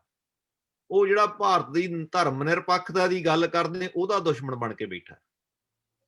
ਹੁਣ ਆ ਜਿਹੜੀ 26 ਜਨਵਰੀ ਆ ਰਹੀ ਆ, ਇਹ ਭਾਰਤ ਦਾ ਗਣਤੰਤਰ ਦਿਵਸ ਹੈ। ਇਹ ਕਿਸਾਨਾਂ ਦਾ ਮੈਂ ਕਹਿੰਦਾ ਬਹੁਤ ਹੀ ਸੂਝ ਭਰਿਆ ਫੈਸਲਾ ਆ ਵੀ ਇਸ ਨੂੰ 26 ਤਰੀਕ ਨੂੰ ਜਦੋਂ ਭਾਰਤ ਆਪਣੇ ਆਪ ਨੂੰ ਗਣਤੰਤਰ, ਰਿਪਬਲਿਕ ਜਿਹਨੂੰ ਕਹਿੰਦੇ ਰਿਪਬਲਿਕ ਵੀ ਲੋਕਾਂ ਦਾ ਦੇਸ਼, ਉਹ ਰਿਪਬਲਿਕ ਡੇ ਬਣਾਉਣਾ ਚਾਹੁੰਦਾ ਆ, ਉਹਦੇ ਵਿੱਚ ਉਹਦੇ ਹੀ ਬਸ਼ਿੰਦੇ ਭਾਰਤ ਦੀ ਪਬਲਿਕ, ਸਾਰੀ ਪਬਲਿਕ ਇਕੱਠੀ ਹੋ ਕੇ ਕਹਿ ਰਹੀ ਆ ਵੀ ਤੁਸੀਂ ਸਾਡੀ ਗੱਲ ਨਹੀਂ ਸੁਣਦੇ। ਹੁਣ ਮੋਦੀ ਦਾ ਜਦੋਂ ਕਿਸਾਨ 2 ਲੱਖ ਕਿਸਾਨ ਦਿੱਲੀ ਦੇ ਵਿੱਚ ਟਰੈਕਟਰਾਂ ਨਾਲ ਜਾਊਗਾ ਆਪਣੇ ਝੰਡੇ ਲੈ ਕੇ, ਉਦੋਂ ਮੋਦੀ ਦਾ ਝੰਡਾ ਜਾਂ ਉੱਥੇ ਰਾਸ਼ਟਰਪਤੀ ਦਾ ਝੰਡਾ, ਰਾਸ਼ਟਰਪਤੀ ਦੀ ਪਰੇਡ, ਥਲ ਸੈਨਾ ਜਾਂ ਵਾਯੂ ਸੈਨਾ, ਉਤੋਂ ਪਰੇਡਾਂ ਤੋਂ ਉਹਨਾਂ ਦੇ ਜਨਰਲ ਕਰਨਾਂ ਤੋਂ ਸਲੂਟ ਲੈਣੇ, ਉਹ ਕੀ ਮਾਇਨੇ ਰੱਖਣਗੇ ਜਦ ਉਹਨਾਂ ਦੇ ਲੋਕ ਹੀ ਉਹਨਾਂ ਦੇ ਨਾਲ ਸਹਿਮਤ ਨਹੀਂ। ਸੋ ਮੇਰੇ ਹਿਸਾਬ ਨਾਲ ਵੀ ਇਹ 26 ਜਨਵਰੀ ਵਾਲਾ ਮਾਰਚ ਆਪਣੇ ਆਪ ਦੇ ਵਿੱਚ ਬਹੁਤ ਮਹੱਤਤਾ ਰੱਖਦਾ, ਵਿਚਾਰਧਾਰਕ ਤੌਰ ਤੇ ਵੀ ਤੇ ਸੰਘਰਸ਼ ਦੇ ਤੌਰ ਤੇ ਵੀ। ਅਸੀਂ ਵਿਚਾਰਧਾਰਕ ਤੌਰ ਤੇ ਇਹ ਦੱਸਣਾ ਚਾਹੁੰਦੇ ਕਿਸਾਨ ਵੀ ਅਸੀਂ ਭਾਰਤ ਦੇ ਵਸਿੰਦੇ ਆ। ਅੱਜ 26 ਤਰੀਕ ਆ, ਸਾਨੂੰ 6 ਮਹੀਨੇ ਹੋ ਗਏ ਸੰਘਰਸ਼ ਕਰਦਿਆਂ ਨੂੰ, ਪਰ ਇਸ ਅੰਨੀ ਬੋਲੀ ਗੂੰਗੀ ਸਰਕਾਰ ਦੇ ਕੋਈ ਜੂ ਨਹੀਂ ਸਰਕ ਰਹੀ। ਉਹ ਦੱਸਣ ਲਈ ਅਸੀਂ ਸਾਰੇ ਦਿੱਲੀ ਆਏ ਆ ਆਪਣੇ ਖੇਤੀ ਦੇ ਸੰਦ ਨਾਲ ਲੈ ਕੇ ਕਿ ਵੀ ਤੁਸੀਂ ਇਹ ਝੂਠੀ ਰਿਪਬਲਿਕ ਨਾ ਬਣਾਓ, ਜਦ ਤਾਈਂ ਤੁਹਾਡੀ ਹੀ ਜਿਹੜੀ ਪ੍ਰਜਾ, ਤੁਹਾਡੀ ਪਬਲਿਕ, ਉਹਦੀ ਨਹੀਂ ਤੁਸੀਂ ਲਕਾਈ ਦੀ ਗੱਲ ਸੁਣਦੇ, ਫਿਰ ਇਹ ਫੋਕੇ ਸਲੂਟਾਂ ਦੇ ਵਿੱਚ ਕੁਝ ਨਹੀਂ ਰੱਖਿਆ। ਤੀਸਰੀ ਗੱਲ ਮੈਂ ਨਾਲ ਇਹ ਜੋੜਨ ਚਾਹੁੰਦਾ ਸੀ ਵੀ ਜਦੋਂ ਹੁਣ ਆਪਾਂ ਵੇਖਦੇ ਹਾਂ ਵੀ ਇਹ ਕਿਸਾਨੀ ਸੰਘਰਸ਼ ਇਹ ਫਤਿਹ ਹੋਣੀ ਹੈ, ਫਤਿਹ ਹੋਣ ਤੋਂ ਬਾਅਦ ਆਪਾਂ ਨੂੰ ਕਹਿੰਦੇ ਚੋਰ ਦਾ ਤਾਂ ਮਾਰਨਾ ਹੀ ਮਾਰਨਾ, ਪਰ ਚੋਰ ਦੀ ਮਾਂ ਨੂੰ ਜ਼ਰੂਰ ਮਾਰਨਾ ਚਾਹੀਦਾ ਵੀ ਅੱਗੇ ਤੋਂ ਇਹ ਚੋਰੀ ਨਾ ਹੋਵੇ। ਉਹਦੇ ਲਈ ਆਪਾਂ ਨੂੰ ਕੀ ਕਰਨਾ ਚਾਹੀਦਾ? ਤੁਸੀਂ ਇਹ ਵੇਖੋ ਵੀ ਇਹ ਹੋਈ ਕਿਵੇਂ ਗੱਲ। ਅੱਜ ਤੋਂ 30 35 40 ਸਾਲ ਪਹਿਲਾਂ ਇਹ ਗੱਲ ਚੱਲਦੀ ਸੀ ਵੀ ਰਾਜਾਂ ਨੂੰ ਉਹ ਉਨੇ ਅਧਿਕਾਰ ਦਿਓ ਤਾਂ ਕਿ ਉਹ ਆਪਣੀ ਆਇਡੈਂਟੀਟੀ, ਆਪਣੇ ਹਿੱਤ ਸੇਫ ਰੱਖ ਸਕਣ। ਪਰ ਕੇਂਦਰ ਸਰਕਾਰ ਦੀ ਚਲਾਕੀ ਕਹਿ ਲਓ ਜਾਂ ਉਹਨੇ ਇਹ ਸਾਰੀ ਪਾਵਰ ਆਪਣੇ ਕੋਲ ਸੈਂਟਰਲਾਈਜ਼ ਕਰ ਲਈ। ਉਸ ਸੈਂਟਰਲਾਈਜੇਸ਼ਨ ਨਾਲ ਪੰਜਾਬ ਦਾ ਤੁਸੀਂ ਵੇਖੋ ਵੀ ਹਰੀ ਕ੍ਰਾਂਤੀ ਆਉਣ ਦੇ ਬਾਵਜੂਦ ਵੀ ਜਿਹੜੇ ਇੱਥੋਂ ਦੇ ਲੋਕਾਂ ਦਾ ਰਹਿਣ ਸਹਿਣ ਉਹ ਥੱਲੇ ਨੂੰ ਗਿਆ, ਮਾਨਸਿਕਤਾ ਕਿੰਨੀ ਥੱਲੇ ਨੂੰ ਗਈ। ਕਿਸਾਨ ਖੁਦਕੁਸ਼ੀਆਂ ਦੇ ਰਾਹ ਤੁਰ ਪਏ। ਜਵਾਨੀ ਆਪਣੀ ਜਨਮ ਭੂ ਛੱਡਣ ਦੇ ਵਿੱਚ ਜਰਾ ਵੀ ਇਹਦੇ ਵਿੱਚ ਅਫਸੋਸ ਨਹੀਂ ਸੀ ਮਹਿਸੂਸ ਕਰਦੇ। ਉਹ ਆਈਲੈਟਸ ਦੇ ਕੇ ਅੱਜ ਵੀ ਸਾਰੇ ਪਾਸੇ ਪੰਜਾਬ ਛੱਡ ਕੇ ਤੁਰੀ ਜਾ ਰਹੀ। ਹੁਣ ਵੇਖੋ, ਪਰ ਫੇਰ ਵੀ ਮਿੱਟੀ ਦਾ ਮੋਹ ਕਹਿ ਲਓ ਜਾਂ ਕੁਦਰਤ ਦਾ ਵਰਤਾਰਾ ਕਹਿ ਲਓ, ਉਹ ਜਿਹੜੇ ਪੰਜਾਬ ਦੇ ਪੁੱਤ ਕੈਨੇਡਾ ਅਮਰੀਕਾ ਜਾ ਬੈਠੇ ਸੀ ਆਪਣੀਆਂ ਪੜ੍ਹਾਈਆਂ ਕਰਨ, ਅੱਜ ਉਹ ਛੱਡ ਕੇ ਵਾਪਸ ਕਿਸਾਨੀ ਨਾਲ ਬੈਠ ਰਹੇ। ਆਪਣੇ ਪਿਤਾ ਨੂੰ ਕਹਿ ਰਹੇ, ਪਿਤਾ ਜੀ ਤੁਸੀਂ ਉੱਥੇ ਜਾਣਾ ਹੀ ਜਾਣਾ, ਦੱਸੋ ਅਸੀਂ ਕੀ ਕਰ ਸਕਦੇ ਜਿਹੜੇ ਨਹੀਂ ਪਹੁੰਚ ਸਕਦੇ। ਸੋ ਇਹ ਕੁਦਰਤੀ ਕਹਿੰਦੇ ਹੁੰਦੇ ਵੀ ਬਲੈਸਿੰਗ ਇਨ ਡਿਸਗਾਈਜ਼ ਕਹਿ ਲਓ। ਇਹਨਾਂ ਨੇ ਤਾਂ ਆਪਣਾ ਹੁਣ ਪਿੰਡ ਦੇ ਪੰਚਾਇਤ ਦੇ ਵਿੱਚ ਜੇ ਕਿਸੇ ਨੂੰ ਸਭ ਤੋਂ ਵੱਡੀ ਸਜ਼ਾ ਦੇਣੀ ਹੋਵੇ ਨਾ, ਪਿੰਡ ਦੀ ਪੰਚਾਇਤ ਉਹ ਕਹਿੰਦੀ ਹੁੰਦੀ ਵੀ ਤੇਰਾ ਰੋਟੀ ਪਾਣੀ ਬੰਦ, ਤੂੰ ਪਿੰਡ ਛੱਡ ਦੇ। ਠੀਕ ਹੈ। ਜੇ ਕਾਨੂੰਨੀ ਸਰਕਾਰਾਂ ਕਾਨੂੰਨ ਤੋਂ ਜਾਣਾ ਹੋਵੇ, ਉਹ ਤੁਹਾਨੂੰ ਉਮਰ ਕੈਦ ਦੀ ਸਜ਼ਾ ਦਿੰਦੇ, 20 ਸਾਲ ਤੂੰ ਬਾਹਰ ਰਹਿਣਾ ਆ, ਕੈਦ ਦੇ ਵਿੱਚ ਰਹਿਣਾ, ਤੂੰ ਪਿੰਡ ਨਹੀਂ ਆ ਸਕਦਾ। ਹੁਣ ਦੇਖੋ ਪੰਜਾਬ ਦੀ ਜਵਾਨੀ ਦੀ ਤਰਾਸਦੀ ਕੀ ਆ ਵੀ ਉਹ ਆਪਣੇ ਆਪ ਆਪਣੇ ਪਿੰਡ, ਆਪਣੀ ਜਨਮ ਭੂਮੀ ਛੱਡਣ ਤੇ ਤਤਪਰ ਹੋਏ ਫਿਰਦੇ। ਜਿਹੜੀ ਇੱਕ ਸਮੇਂ ਸਜ਼ਾ ਮੰਨੀ ਜਾਂਦੀ ਸੀ, ਅਸੀਂ ਉਹ ਸਜ਼ਾਵਾਂ ਆਪ ਸਹੇੜ ਲਈਆਂ, ਅੱਜ ਪਰਦੇਸੀ ਹੋਏ ਬੈਠੇ ਆ। ਕੀ ਕਾਰਨ ਹੈ? ਇਹ ਚੀਜ਼ਾਂ ਆਪਾਂ ਨੂੰ ਸਮਝਣ ਦੀ ਲੋੜ ਆ ਵੀ ਇਹ ਜਿਹੜੀਆਂ ਸਰਕਾਰਾਂ, ਕਾਂਗਰਸ, ਅਕਾਲੀ, ਆਪਾਂ ਨੂੰ ਇਸ ਚੱਕਰ ਚੋਂ ਬਾਹਰ ਨਿਕਲ ਕੇ ਜਿਹੜਾ ਸਿਸਟਮ ਆ ਜਿਹੜਾ ਵਿਗੜਿਆ, ਜਿਹੜਾ ਇਹਨਾਂ ਚੀਜ਼ਾਂ ਨੂੰ ਜਨਮ ਦਿੰਦਾ। ਹੁਣ ਕੈਪਟਨ ਕਹਿ ਲਓ ਜਾਂ ਬਾਦਲ ਕਹਿ ਲਓ, ਹੈ ਤਾਂ ਉਹ ਭਾਵੇਂ ਕਿਸਾਨੀ ਨਾਲ ਹੀ ਆ, ਉਹ ਵੀ ਚਾਹੁੰਦੇ ਹੋਏ ਕੁਝ ਨਹੀਂ ਕਰ ਸਕੇ। ਕੇਂਦਰ ਸਰਕਾਰ ਨੇ ਉਹਨਾਂ ਦੀਆਂ ਵੀ ਬਾਹਾਂ ਮਰੋੜ ਕੇ, ਉਹਨਾਂ ਨੂੰ ਲਾਲਚ ਕਹਿ ਲਓ ਜਾਂ ਜੋ ਕੁਝ ਉਹਨਾਂ ਦੀਆਂ ਕਮਜ਼ੋਰੀਆਂ ਨੂੰ ਮੁੱਖ ਰੱਖਦੇ, ਉਹਨਾਂ ਦੀਆਂ ਬਾਹਾਂ ਮਰੋੜ ਕੇ ਉਹਨਾਂ ਤੋਂ ਉਹ ਕੰਮ ਕਰਾਏ ਜਿਹੜੇ ਕਿਸਾਨੀ ਦੇ, ਜਿਹੜੇ ਪੰਜਾਬ ਦੇ ਹਿੱਤਾਂ ਦੇ ਹੱਕ 'ਚ ਨਹੀਂ ਸੀ ਜਾਂਦੇ। ਸੋ ਆਪਾਂ ਨੂੰ ਇੱਕ ਸੰਘਰਸ਼ ਜਿੱਤ ਕੇ ਅੱਗੇ ਹੋਰ ਇਸ ਨੂੰ ਖੋਲਣਾ ਚਾਹੀਦਾ ਹੈ ਵੀ ਅੱਗੇ ਤੋਂ ਆਪਾਂ ਕਿਹੜੇ ਬੰਨ ਨੂੰ ਬੰਨੀਏ ਵੀ ਆਪਾਂ ਨੂੰ ਇਹ ਦਿਨ ਨਾ ਦੇਖਣੇ ਪੈਣ। ਜੇ ਆਪਾਂ ਨੂੰ ਇੱਕ ਹੋਰ ਸੰਘਰਸ਼ ਲੜਨਾ ਪੈਂਦਾ ਆਪਣੇ ਵੱਧ ਅਧਿਕਾਰਾਂ ਲਈ ਜਾਂ ਖੁਦ ਮੁਖਤਿਆਰੀ ਲਈ, ਆਪਾਂ ਨੂੰ ਉਸ ਪਾਸੇ ਵੀ ਸੋਚਣ ਦੀ ਤੇ ਕਾਰਜਸ਼ੀਲ ਹੋਣ ਦੀ ਲੋੜ ਹੈ। ਬਿਲਕੁਲ ਬਹੁਤ ਧੰਨਵਾਦ ਜਸਦੇਵ ਸਿੰਘ ਜੀ। ਸੋ ਅਗਲੀ ਗੱਲ ਦੋਸਤੋ ਕਰਦੇ ਹੋਏ, ਜੋ ਸੁਪਰੀਮ ਕੋਰਟ ਦੇ ਵਿੱਚ ਸਰਕਾਰ ਨੇ ਲਿਜਾ ਕੇ ਇੱਕ ਕਮੇਟੀ ਬਣਾਈ ਆ, ਸੋ ਅਮਰਜੀਤ ਸਿੰਘ ਚਲਾਂਗ ਜੀ, ਤੁਹਾਡੇ ਮੁਤਾਬਕ ਤੇ ਕਿਸਾਨ ਜਥੇਬੰਦੀਆਂ ਦੇ ਮੁਤਾਬਕ ਜੋ 4 ਮੈਂਬਰ ਆ, ਕਿਉਂਕਿ ਉਹ ਚਾਰੇ ਮੈਂਬਰ ਗਵਰਨਮੈਂਟ ਪੱਖੀ ਆ, ਕਿਉਂਕਿ ਉਹਨਾਂ ਦੇ ਜੋ ਪਿਛਲੇ ਜੋ 6 ਮਹੀਨੇ ਤੋਂ ਸੰਘਰਸ਼ ਚੱਲ ਰਿਹਾ, ਉਹਨਾਂ ਦੇ ਜੋ ਬਿਆਨ, ਜੋ ਉਹਨਾਂ ਦਾ ਜੋ ਗੁਜ਼ਰ ਰਹੇ ਸੀਗੇ ਇਹ ਸਾਰੇ ਵਿੱਚ, ਉਹ ਸਰਕਾਰ ਪੱਖੀ ਉਹਨਾਂ ਦੇ ਬਿਆਨ ਆ ਰਹੇ ਸੀ ਲੋਕਾਂ ਨੂੰ ਸਮਝਾਉਣ ਦੇ ਲਈ। ਸੋ ਇਹ ਕਿਵੇਂ ਤੁਸੀਂ ਦੇਖਦੇ ਹੋ, ਤੇ ਕਿਸਾਨ ਜਥੇਬੰਦੀਆਂ ਇਹ ਚਾਰਾਂ ਮੈਂਬਰਾਂ ਦੀ ਕਮੇਟੀ ਨੂੰ ਜੋ ਮੁੱਢੋਂ ਨਕਾਰਦੀਆਂ, ਉਹਦੇ ਕੀ ਰੀਜਨ ਆ, ਕੀ ਕਾਰਨ ਨੇ? ਮੈਂ ਭਾਜੀ ਤੁਹਾਨੂੰ ਦੱਸਣਾ ਚਾਹੁੰਦਾ, ਇਹ ਭੁਪਿੰਦਰ ਸਿੰਘ ਮਾਨ ਤੇ ਦੂਸਰਾ ਇੱਕ ਹੈਗਾ ਜੋਸ਼ੀ, ਅਸ਼ੋਕ ਗੁਲਾਟੀ, ਅਨਿਲ ਧਨਵੰਤਾ ਜੀ, ਇਹਨਾਂ ਦੇ ਆਰਟੀਕਲ ਪੜ੍ਹੇ ਹੋਏ ਆ ਸਾਰਿਆਂ ਨੇ। ਉਹ ਇਹਨਾਂ ਦੇ ਫਾਇਦੇ ਹੀ ਗਿਣਾਉਂਦੇ ਸੀ। ਜਿਸ ਤਰ੍ਹਾਂ ਇਹ ਮੋਦੀ ਸਰਕਾਰ ਦੇ ਜਿਹੜੇ ਖੇਤੀ ਮੰਤਰੀ ਆ ਜਾਂ ਹੋਰ ਜਿਹੜੇ ਜਿੰਨੇ ਵੀ ਹੈਗੇ ਉਹ ਬੀਜੇਪੀ ਭਗਤ ਆ, ਇਸ ਖੇਤੀ ਕਾਨੂੰਨਾਂ ਦੇ ਫਾਇਦੇ ਹੀ ਗਿਣਾਉਂਦੇ ਸੀ। ਔਰ ਉਹਨਾਂ ਫਾਇਦਿਆਂ ਦਾ ਸਾਨੂੰ ਸਾਰਾ ਇਹਨੂੰ ਪਤਾ, ਸਾਡੇ ਜਥੇਬੰਦੀਆਂ ਨੂੰ। ਈਵਨ ਅੱਜ ਕੱਲ ਜਿਹੜੇ ਮੇਰੇ NRI ਵੀਰ ਬੈਠੇ ਹੋਏ ਆ, ਤੁਸੀਂ ਵੀ ਇਹ ਪੜ੍ਹੇ ਹੋਏ ਆ, ਉਸ ਕੱਲੀ ਗੱਲ ਦਾ ਜਵਾਬ ਤੁਸੀਂ ਦੇ ਰਹੇ ਆ। ਕਿਹੜੀ ਗੱਲ ਦਾ ਜਵਾਬ ਜਥੇਬੰਦੀਆਂ ਨੇ ਨਹੀਂ ਦਿੱਤਾ, ਔਰ ਜਥੇਬੰਦੀਆਂ ਦੇ ਅੱਗੇ ਉਹ ਜਵਾਬ ਦੇ ਹੋਏ ਆ ਜੀ। ਇਹਨਾਂ ਨੂੰ ਕੋਈ ਜਵਾਬ ਨਹੀਂ ਆਇਆ। ਸਾਡੇ ਤਾਂ ਬੱਚਿਆਂ ਨੂੰ ਪਤਾ ਹੈ ਜੀ। ਭਾਜੀ ਤੁਸੀਂ ਸਾਡੇ ਕਿਸੇ ਬੱਚੇ ਨੂੰ ਗੱਲ ਕਰਕੇ ਦੇਖੋ, ਤੁਹਾਨੂੰ ਪੂਰਾ ਸਮਝਾ ਦੂਗਾ ਵੀ ਇਹ ਸਾਡੇ ਜਿਹੜੇ ਕਾਨੂੰਨ ਬਣਾਏ ਹੋਏ ਆ, ਇਹਨਾਂ ਦਾ ਸਾਨੂੰ ਨੁਕਸਾਨ ਆ। ਔਰ ਮੈਂ ਦੱਸਣਾ ਚਾਹੁੰਦਾ ਤੁਹਾਨੂੰ ਵੀ ਇਸ ਮੋਦੀ ਸਰਕਾਰ ਜੇ ਤਿੰਨੇ ਕਾਨੂੰਨ ਰੱਦ ਕਰਦੀ ਆ ਤੇ ਇਹਦਾ ਕੀ ਨੁਕਸਾਨ ਹੁੰਦਾ, ਇਹ ਵੀ ਤਾਂ ਦੱਸਣ ਨਾ। ਅਸੀਂ ਤਾਂ ਕਹਿੰਦੇ ਵੀ ਸਾਨੂੰ ਇਹ ਕਾਨੂੰਨ ਜਿਹੜੇ ਰੱਦ ਕਰ ਦੇਣ, ਸਾਡੀ ਤਾਂ ਖੇਤੀ ਬਚੇਗੀ ਤਾਂ। ਔਰ ਜੇ ਇਹ ਰੱਦ ਕਰਦੇ ਆ ਤਾਂ ਇਹਨਾਂ ਦਾ ਕੀ ਨੁਕਸਾਨ ਹੁੰਦਾ, ਇਹ ਵੀ ਤਾਂ ਆਪਣੇ ਵਿਚਾਰ ਦੱਸਣ ਨਾ। ਸਾਨੂੰ ਇਹਨਾਂ ਦੇ ਫਾਇਦੇ ਗਿਣਾਉਂਦੇ ਆ, ਸਾਨੂੰ ਇਹਦਾ ਕੋਈ ਫਾਇਦਾ ਨਹੀਂ। ਇਸ ਤਰ੍ਹਾਂ ਜਦੋਂ 7 ਨੰਬਰ ਦੀ ਜੁੱਤੀ 6 ਨੰਬਰ ਦੇ ਪੈਰ 'ਚ ਪਾਵੇ ਤਾਂ ਉਹਦਾ ਨੁਕਸਾਨ ਆ। ਮੈਂ ਜੇ ਕਹੀ ਜਾਵਾਂ ਤੁਹਾਨੂੰ ਨਹੀਂ 7 ਨੰਬਰ ਨਹੀਂ, ਤੂੰ 6 ਨੰਬਰ ਦੀ ਜੁੱਤੀ ਪਾ, ਉਹਦਾ ਮੈਨੂੰ ਵੀ ਤਾਂ ਪਤਾ ਲੱਗੇ ਨਾ ਵੀ ਇਹਦਾ ਨੁਕਸਾਨ ਕੀ ਆ। ਤੁਹਾਨੂੰ ਤਾਂ ਨੁਕਸਾਨ ਆ ਵੀ ਤੁਹਾਡੇ ਪੈਰ ਵੱਢੂਗੀ ਇਹੋ ਜੁੱਤੀ, ਨਹੀਂ ਆਊਗੀ ਫਿੱਟ। ਔਰ ਮੈਂ ਤੁਹਾਨੂੰ ਸਮਝਾਈ ਜਾਂਦਾ ਨਹੀਂ 6 ਨੰਬਰ ਦੀ ਪਾਓ। ਔਰ ਮੇਰਾ ਕੀ ਨੁਕਸਾਨ ਆ ਕਿ ਮੈਂ ਇਹੋ ਜੁੱਤੀ ਵੇਚ ਕੇ ਤੁਹਾਡੇ ਕੋਲੋਂ ਪੈਸੇ ਵੱਟਣੇ। ਇਹ ਇਹਨਾਂ ਦਾ ਸਿਸਟਮ ਬਣਿਆ ਹੋਇਆ ਪਿਆ। ਅਸੀਂ ਇਸ ਮੋਦੀ ਸਰਕਾਰ ਨੂੰ ਬਹੁਤ ਵਾਰੀ ਕਹਿ ਚੁੱਕੇ, ਸਾਡੇ ਜਥੇਬੰਦੀਆਂ ਵੀ ਬਹੁਤ ਵਾਰੀ ਕਹਿ ਚੁੱਕੀਆਂ ਵੀ ਸਾਨੂੰ ਇਹਦਾ ਨੁਕਸਾਨ ਦੱਸੋ। ਤੁਸੀਂ ਇਹ ਕਾਨੂੰਨ ਰੱਦ ਕਰਦੇ ਆ ਤੇ ਇਹਦਾ ਨੁਕਸਾਨ ਤੁਹਾਨੂੰ, ਸਰਕਾਰਾਂ ਨੂੰ ਕੋਈ ਨੁਕਸਾਨ ਨਹੀਂ, ਪਰ ਨੁਕਸਾਨ ਹੈਗਾ ਇਹੋ ਕੋਆਪਰੇਟਿਵ ਘਰਾਣਿਆਂ ਨੂੰ। ਇਹ ਸਾਰੇ ਕੋਆਪਰੇਟਿਵ ਘਰਾਣਿਆਂ ਦੇ ਵਾਸਤੇ ਹੀ ਬਣਾਏ ਗਏ ਆ। ਔਰ ਈਵਨ ਜਿਹੜੇ ਇਹਨਾਂ ਦੇ ਮੰਤਰੀ ਬੈਠੇ ਹੋਏ ਸੀ, ਸਾਡੇ ਜਥੇਬੰਦੀਆਂ ਦੇ ਆਗੂਆਂ ਨੂੰ, ਉਹਨਾਂ ਨੂੰ ਜਵਾਬ ਹੀ ਨਹੀਂ ਦੇਣਾ ਆਇਆ। ਆਪ ਇਹ ਮੰਨ ਰਹੇ ਆ ਵੀ ਇਹ ਕਾਲੀ ਦੇ ਵਿੱਚ ਕਾਨੂੰਨ ਬਣੇ ਹੋਏ ਆ, ਕਾਲੀ 'ਚ ਕਾਨੂੰਨ ਬਣਾਏ ਹੋਏ ਆ, ਔਰ ਇਹਨਾਂ ਦੇ ਵਿੱਚ ਸੁਧਾਰ ਕਰ ਲਓ, ਔਰ ਸੁਧਾਰ ਜਿੱਦਾਂ ਤੁਸੀਂ ਕਹੋਗੇ ਉਦਾਂ ਕਰ ਲਾਂਗੇ।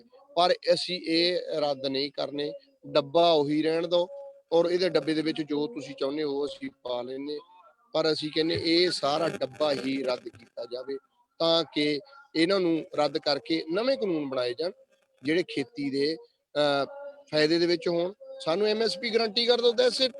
ਜਿਸ ਤਰ੍ਹਾਂ ਸਾਡਾ ਗੰਨੇ ਦਾ ਜੀ, ਹੁਣ ਗੰਨੇ ਦਾ ਸਰਕਾਰੀ ਭਾਅ 310 ਰੁਪਏ ਹੋਇਆ, ਔਰ ਬਾਕੀ ਵੀ ਜਿਹੜੇ ਰੇਟ ਆ, ਜੇ ਉਹਨਾਂ ਦੇ 23 ਜਿਹੜੀਆਂ ਫਸਲਾਂ ਆ ਉਹਨਾਂ ਦੀ MSP ਗਰੰਟੀ ਕਰ ਦਿੱਤੀ ਜਾਵੇ, ਔਰ ਤਿੰਨੇ ਕਾਲੇ ਕਾਨੂੰਨ ਵਾਪਸ ਕੀਤੇ ਜਾਣ, ਦੈਟਸ ਇਟ। ਸਾਡਾ ਮਸਲਾ ਹੱਲ। ਅਸੀਂ ਆਪਣੇ ਘਰਾਂ ਨੂੰ ਜਾਂਦੇ ਆ। ਅਸੀਂ ਇੱਥੇ ਕੋਈ ਹੋਰ ਨਹੀਂ ਕੰਮ ਕਰਨਾ ਹੈ। ਅਸੀਂ, ਤੁਸੀਂ ਦੇਖ ਹੀ ਲਿਆ, ਕੋਈ ਇੱਥੇ ਭੜਕਾਊ ਭਾਸ਼ਣ ਨਹੀਂ ਦੇ ਰਿਹਾ, ਕੋਈ ਇਸ ਤਰ੍ਹਾਂ ਦੀ ਕੋਈ ਗੱਲਬਾਤ ਨਹੀਂ ਕਰ ਰਿਹਾ। ਔਰ ਜੋ ਵੀ ਇਹ ਸਾਡਾ ਸੰਘਰਸ਼ ਚੱਲ ਰਿਹਾ ਸ਼ਾਂਤਮਈ ਚੱਲ ਰਿਹਾ। ਹਾਂ, ਇਸ ਸੰਘਰਸ਼ ਦੇ ਵਿੱਚੋਂ ਉਪਜ ਬਹੁਤ ਕੁਛ ਹੋਈ ਹੈ। ਜੋ ਉਪਜਿਆ ਆ ਉਹ ਅਸੀਂ ਇਸ ਪ੍ਰਮਾਤਮਾ ਦਾ, ਇਸ ਵਾਹਿਗੁਰੂ ਦਾ ਦੇਣਾ ਨਹੀਂ ਦੇ ਸਕਦੇ। ਐ ਨਹੀਂ ਵੀ ਇੱਥੇ ਕੁੰਡਲੀ ਬਾਰਡਰ ਤੇ ਜਾਂ ਸਿੰਘੂ ਬਾਰਡਰ ਤੇ ਜਾਂ ਸਾਰੇ ਬਾਰਡਰਾਂ ਦੇ ਉੱਤੇ ਮੈਂ ਤਾਂ ਖੁਦ ਦੇਖਿਆ ਹੋਇਆ ਜੀ ਗਰਾਊਂਡ ਲੈਵਲ ਤੇ, ਤੁਹਾਨੂੰ ਮੈਂ ਦੱਸਿਆ ਮੇਰੇ ਕੋਲ ਮੋਟਰਸਾਈਕਲ ਤੇ ਇਸ ਸਟੇਜ ਤੋਂ ਲੈ ਕੇ ਪਿੱਛੇ ਤੱਕ ਘੁੰਮ ਫਿਰ ਕੇ ਆਈਦਾ। ਜਦੋਂ ਕਿਤੇ ਕੋਈ ਟ੍ਰੈਫਿਕ ਦਾ ਜਾਮ ਲੱਗ ਜਾਂਦਾ, ਸਾਡੇ ਬੱਚੇ ਆਪ ਕੰਟਰੋਲ ਕਰਦੇ ਟ੍ਰੈਫਿਕ। ਕੋਈ ਉਹਨਾਂ ਨੂੰ ਕਹਿੰਦਾ ਨਹੀਂ ਹੈ, ਉਹਨਾਂ ਨੇ ਕਿਤੋਂ ਟ੍ਰੇਨਿੰਗ ਨਹੀਂ ਲਈ ਹੋਈ, ਕੋਈ ਪੁਲਿਸ ਵਾਲੇ ਨਹੀਂ ਇੱਥੇ ਕੰਟਰੋਲ ਕਰਦਾ ਟ੍ਰੈਫਿਕ। ਕਿਉਂਕਿ ਇੱਥੋਂ ਕੁੰਡਲੀ ਸਿੰਘੂ ਬਾਰਡਰ ਤੇ ਜਿੱਥੇ ਬੈਰੀਅਰ ਲਾਇਆ ਹੋਇਆ, ਇਸ ਗੌਰਮੈਂਟਾਂ ਨੇ ਰਸਤੇ ਰੋਕੇ ਹੋਏ ਆ।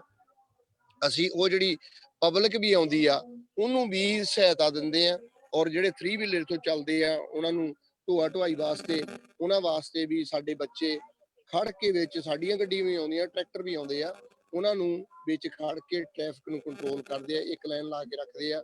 ਕੋਈ ਐਮਰਜੈਂਸੀ ਆ ਜਾਂਦੀ ਹੈ, ਐਂਬੂਲੈਂਸ ਜਾਂਦੀ ਆ, ਐਂਬੂਲੈਂਸ ਨੂੰ ਵੀ ਰਾਹ ਦਿੰਦੇ। ਤੁਹਾਨੂੰ ਮੈਂ ਪਹਿਲਾਂ ਵੀ ਪਿਛਲੀ ਵਾਰੀ ਵੀ ਦੱਸਿਆ ਸੀਗਾ ਵੀ ਅਸੀਂ ਇੱਕ ਹਸਪਤਾਲ ਬਣਾਇਆ ਹੋਇਆ ਸਟੇਜ ਤੋਂ, ਜਿਹੜੀ ਸਾਡੀ ਮੇਨ ਸਟੇਜ ਆ ਇਹਦੇ ਤੋਂ 150 ਮੀਟਰ ਤੇ, 150 ਨਹੀਂ 50 ਮੀਟਰ ਤੇ ਹੈ ਜੀ ਉਹ 24 ਘੰਟੇ ਹਸਪਤਾਲ ਆ। ਅਸੀਂ ਪਹਿਲਾਂ 4 ਬੈਡਰੂਮ ਦਾ ਬਣਾਇਆ ਸੀ ਲਾਈਫ ਕੇਅਰ ਫਾਊਂਡੇਸ਼ਨ ਤੋਂ। ਮਾਵੀ ਸਾਹਿਬ ਦੀ ਵੀ ਉਹਨਾਂ ਨਾਲ, ਸਾਡੇ ਅਵਤਾਰ ਸਿੰਘ ਆ ਜਿਹੜੇ, ਉਹਨਾਂ ਨਾਲ ਗੱਲ ਚੱਲੀ ਸੀਗੀ, ਅੱਜ ਹੀ ਉਹਨਾਂ ਨੇ ਮੈਨੂੰ ਦੱਸਿਆ।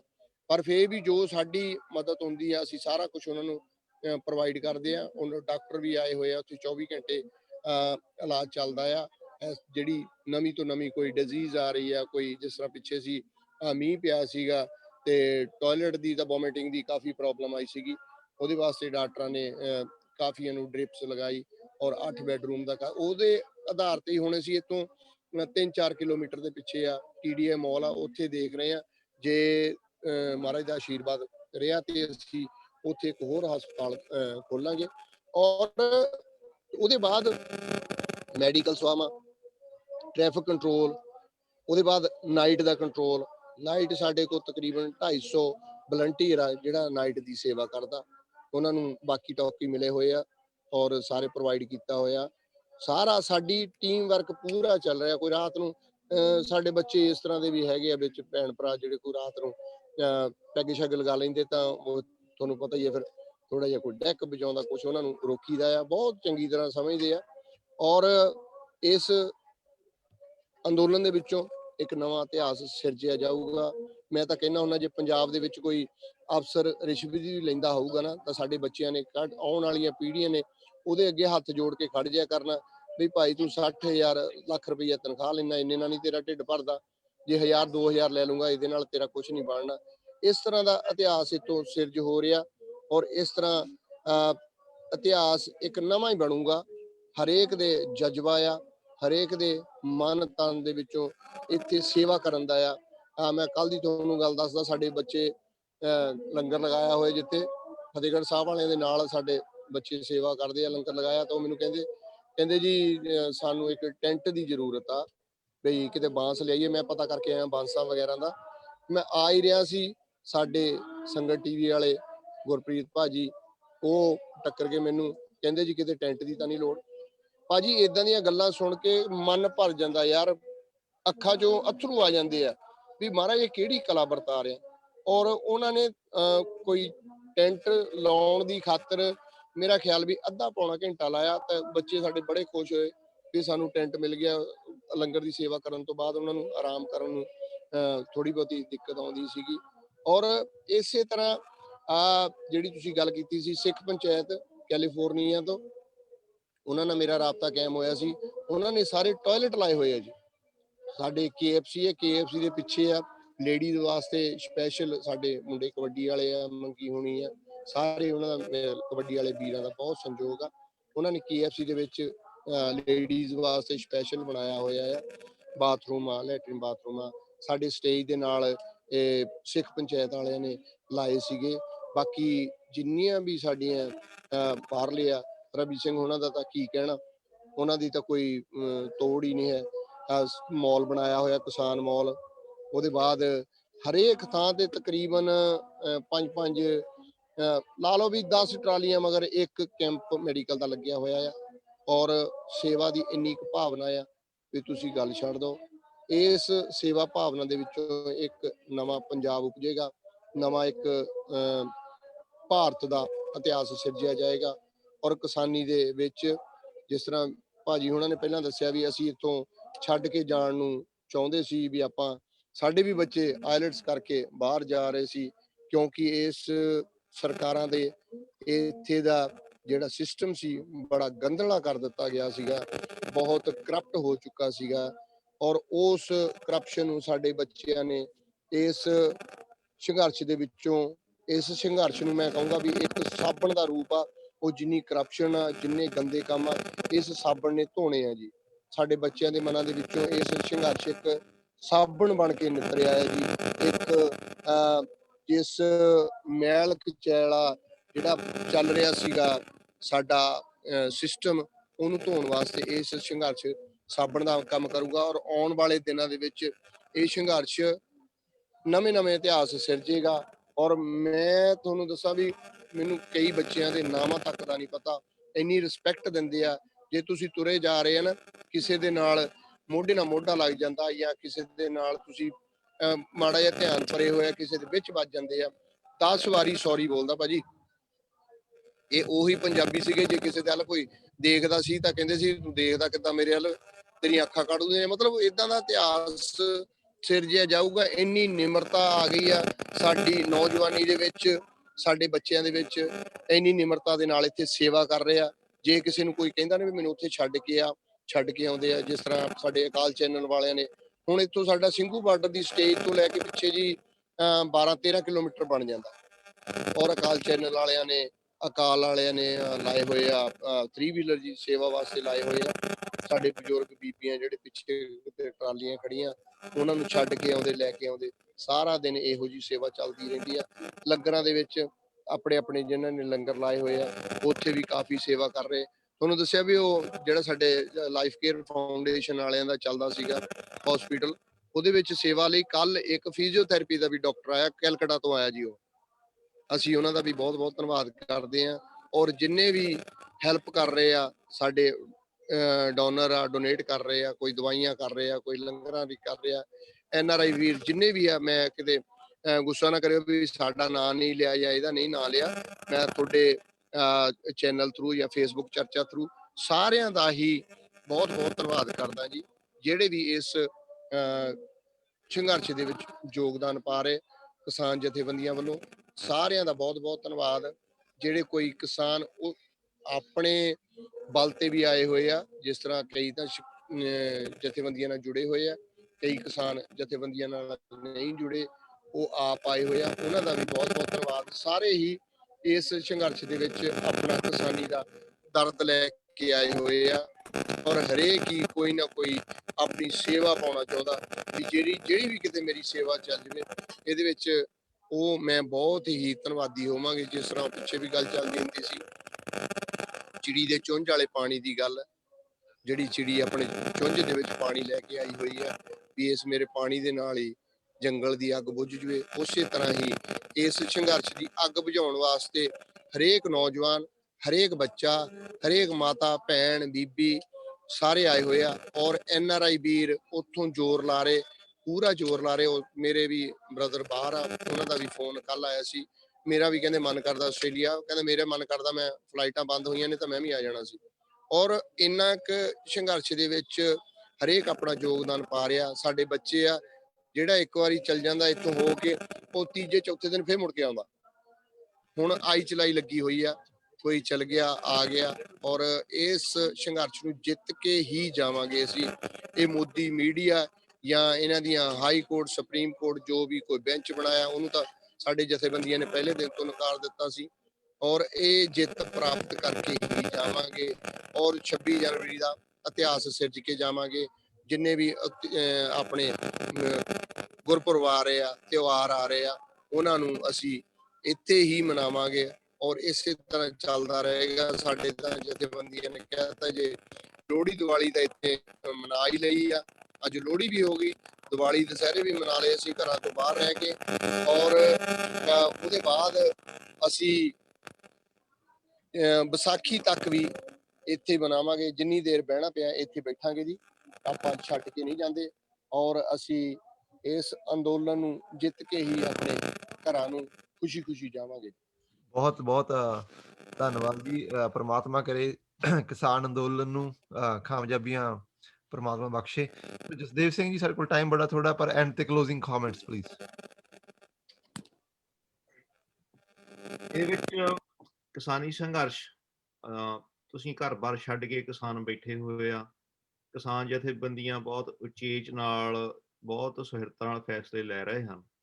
ਸੋ ਮੋਦੀ ਸਰਕਾਰ ਹੁਣ ਆਪਣੇ ਹਾਰ ਉਹਨੂੰ ਦਿਸ ਰਹੀ ਆ, ਉਹਨੂੰ ਮੰਨਣੀਆਂ ਪੈਣੀਆਂ, ਪਰ ਉਹਨੇ ਹਾਰਨ ਤੋਂ ਪਹਿਲਾਂ ਜੋ ਉਹਦੇ ਹੱਥ ਵੱਸ ਹੈ, ਉਹਨੇ ਸਾਰੇ ਹੀ ਮਾੜੇ ਹਥਿਆਰ ਵਰਤਣੇ ਹਨ। ਸੋ ਆਪਾਂ ਸਾਰੇ ਹੀ ਇਹਨਾਂ ਗੱਲਾਂ ਨੂੰ ਧਿਆਨ ਵਿੱਚ ਰੱਖਦੇ ਹੋਏ ਆਪਣਾ ਆਪਸੀ ਏਕਾ ਇਤਫਾਕ ਕਾਇਮ ਰੱਖੀਏ। ਆਪਣੇ ਇੱਕ ਦੂਜੇ ਨੂੰ ਸਾਰਿਆਂ ਨੂੰ ਹੌਸਲਾ ਦੇਈਏ ਵੀ ਹੁਣ ਆਪਾਂ ਜਿੱਤ ਬਹੁਤ ਨੇੜੇ ਆ, ਤਾਂ ਇੱਕ ਵਾਰ ਇੱਕ ਹੰਭਲਾ ਮਾਰੀਏ। ਫੋਕਸ ਧਿਆਨ ਜਿਵੇਂ ਆਪ ਜੀ ਨੇ ਦੱਸਿਆ ਵੀ ਨਿਮਰਤਾ 'ਚ ਸਾਰੇ ਹੈਗੇ ਆ, ਆਪਸ ਦੇ ਵਿੱਚ ਨਿਮਰਤਾ ਤੇ ਪਰ ਬਾਕੀਆਂ ਨਾਲ ਆਪਾਂ ਪੂਰਾ ਖਿੱਚ ਕੇ ਜੋ ਵੀ ਕਰ ਸਕਦੇ ਆ ਕਰਕੇ ਤੇ ਇਸ ਸੰਘਰਸ਼ ਨੂੰ ਆਪਾਂ ਸਿਰੇ ਲਾਈਏ।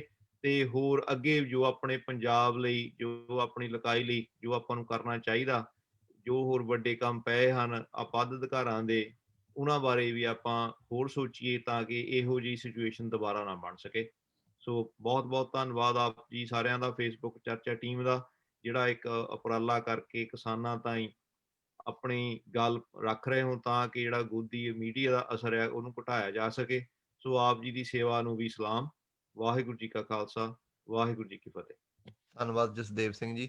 ਸੋ ਦੋਸਤੋ, ਫੇਸਬੁੱਕ ਚਰਚਾ ਸਾਡਾ ਕੋਈ ਆਪਣਾ ਚੈਨਲ ਨਹੀਂ ਹੈ, ਤੁਹਾਡਾ ਆਪਣਾ ਚੈਨਲ ਹੈ। ਕੋਈ ਵੀ ਇਸ ਦੇ ਵਿੱਚ ਭਾਗ ਲੈਣਾ ਚਾਹੁੰਦਾ ਹੈ ਕਿਸੇ ਵੀ ਦੁਨੀਆ ਦੇ ਹਿੱਸੇ ਦੇ ਵਿੱਚੋਂ, ਤੇ ਕਿਸੇ ਵੀ ਅੰਦੋਲਨ ਦੇ ਬਾਰੇ, ਮਨੁੱਖੀ ਹੱਕਾਂ ਦੇ ਬਾਰੇ, ਇਨਸਾਨੀਅਤ ਦੇ ਬਾਰੇ ਕੋਈ ਵੀ ਗੱਲ ਕਰਨੀ ਚਾਹੁੰਦਾ, ਤੁਸੀਂ ਬਿਲਕੁਲ ਇਸ ਵਿੱਚ ਸ਼ਾਮਲ ਹੋ ਸਕਦੇ ਹੋ। ਸਾਨੂੰ ਮੈਸੇਜ ਕਰੋ। ਸੋ ਸਾਰੇ ਸਰੋਤਿਆਂ ਦਾ ਬਹੁਤ ਬਹੁਤ ਧੰਨਵਾਦ। ਪ੍ਰਮਾਤਮਾ ਕਰੇ ਕਿਸਾਨੀ ਅੰਦੋਲਨ ਚੜ੍ਹਦੀ ਕਲਾ ਵੱਲ ਜਾਵੇ ਤੇ ਆਪਣੇ ਆਪਣੇ ਹੱਕ ਲੈ ਕੇ ਵਾਹਿਗੁਰੂ ਜੀ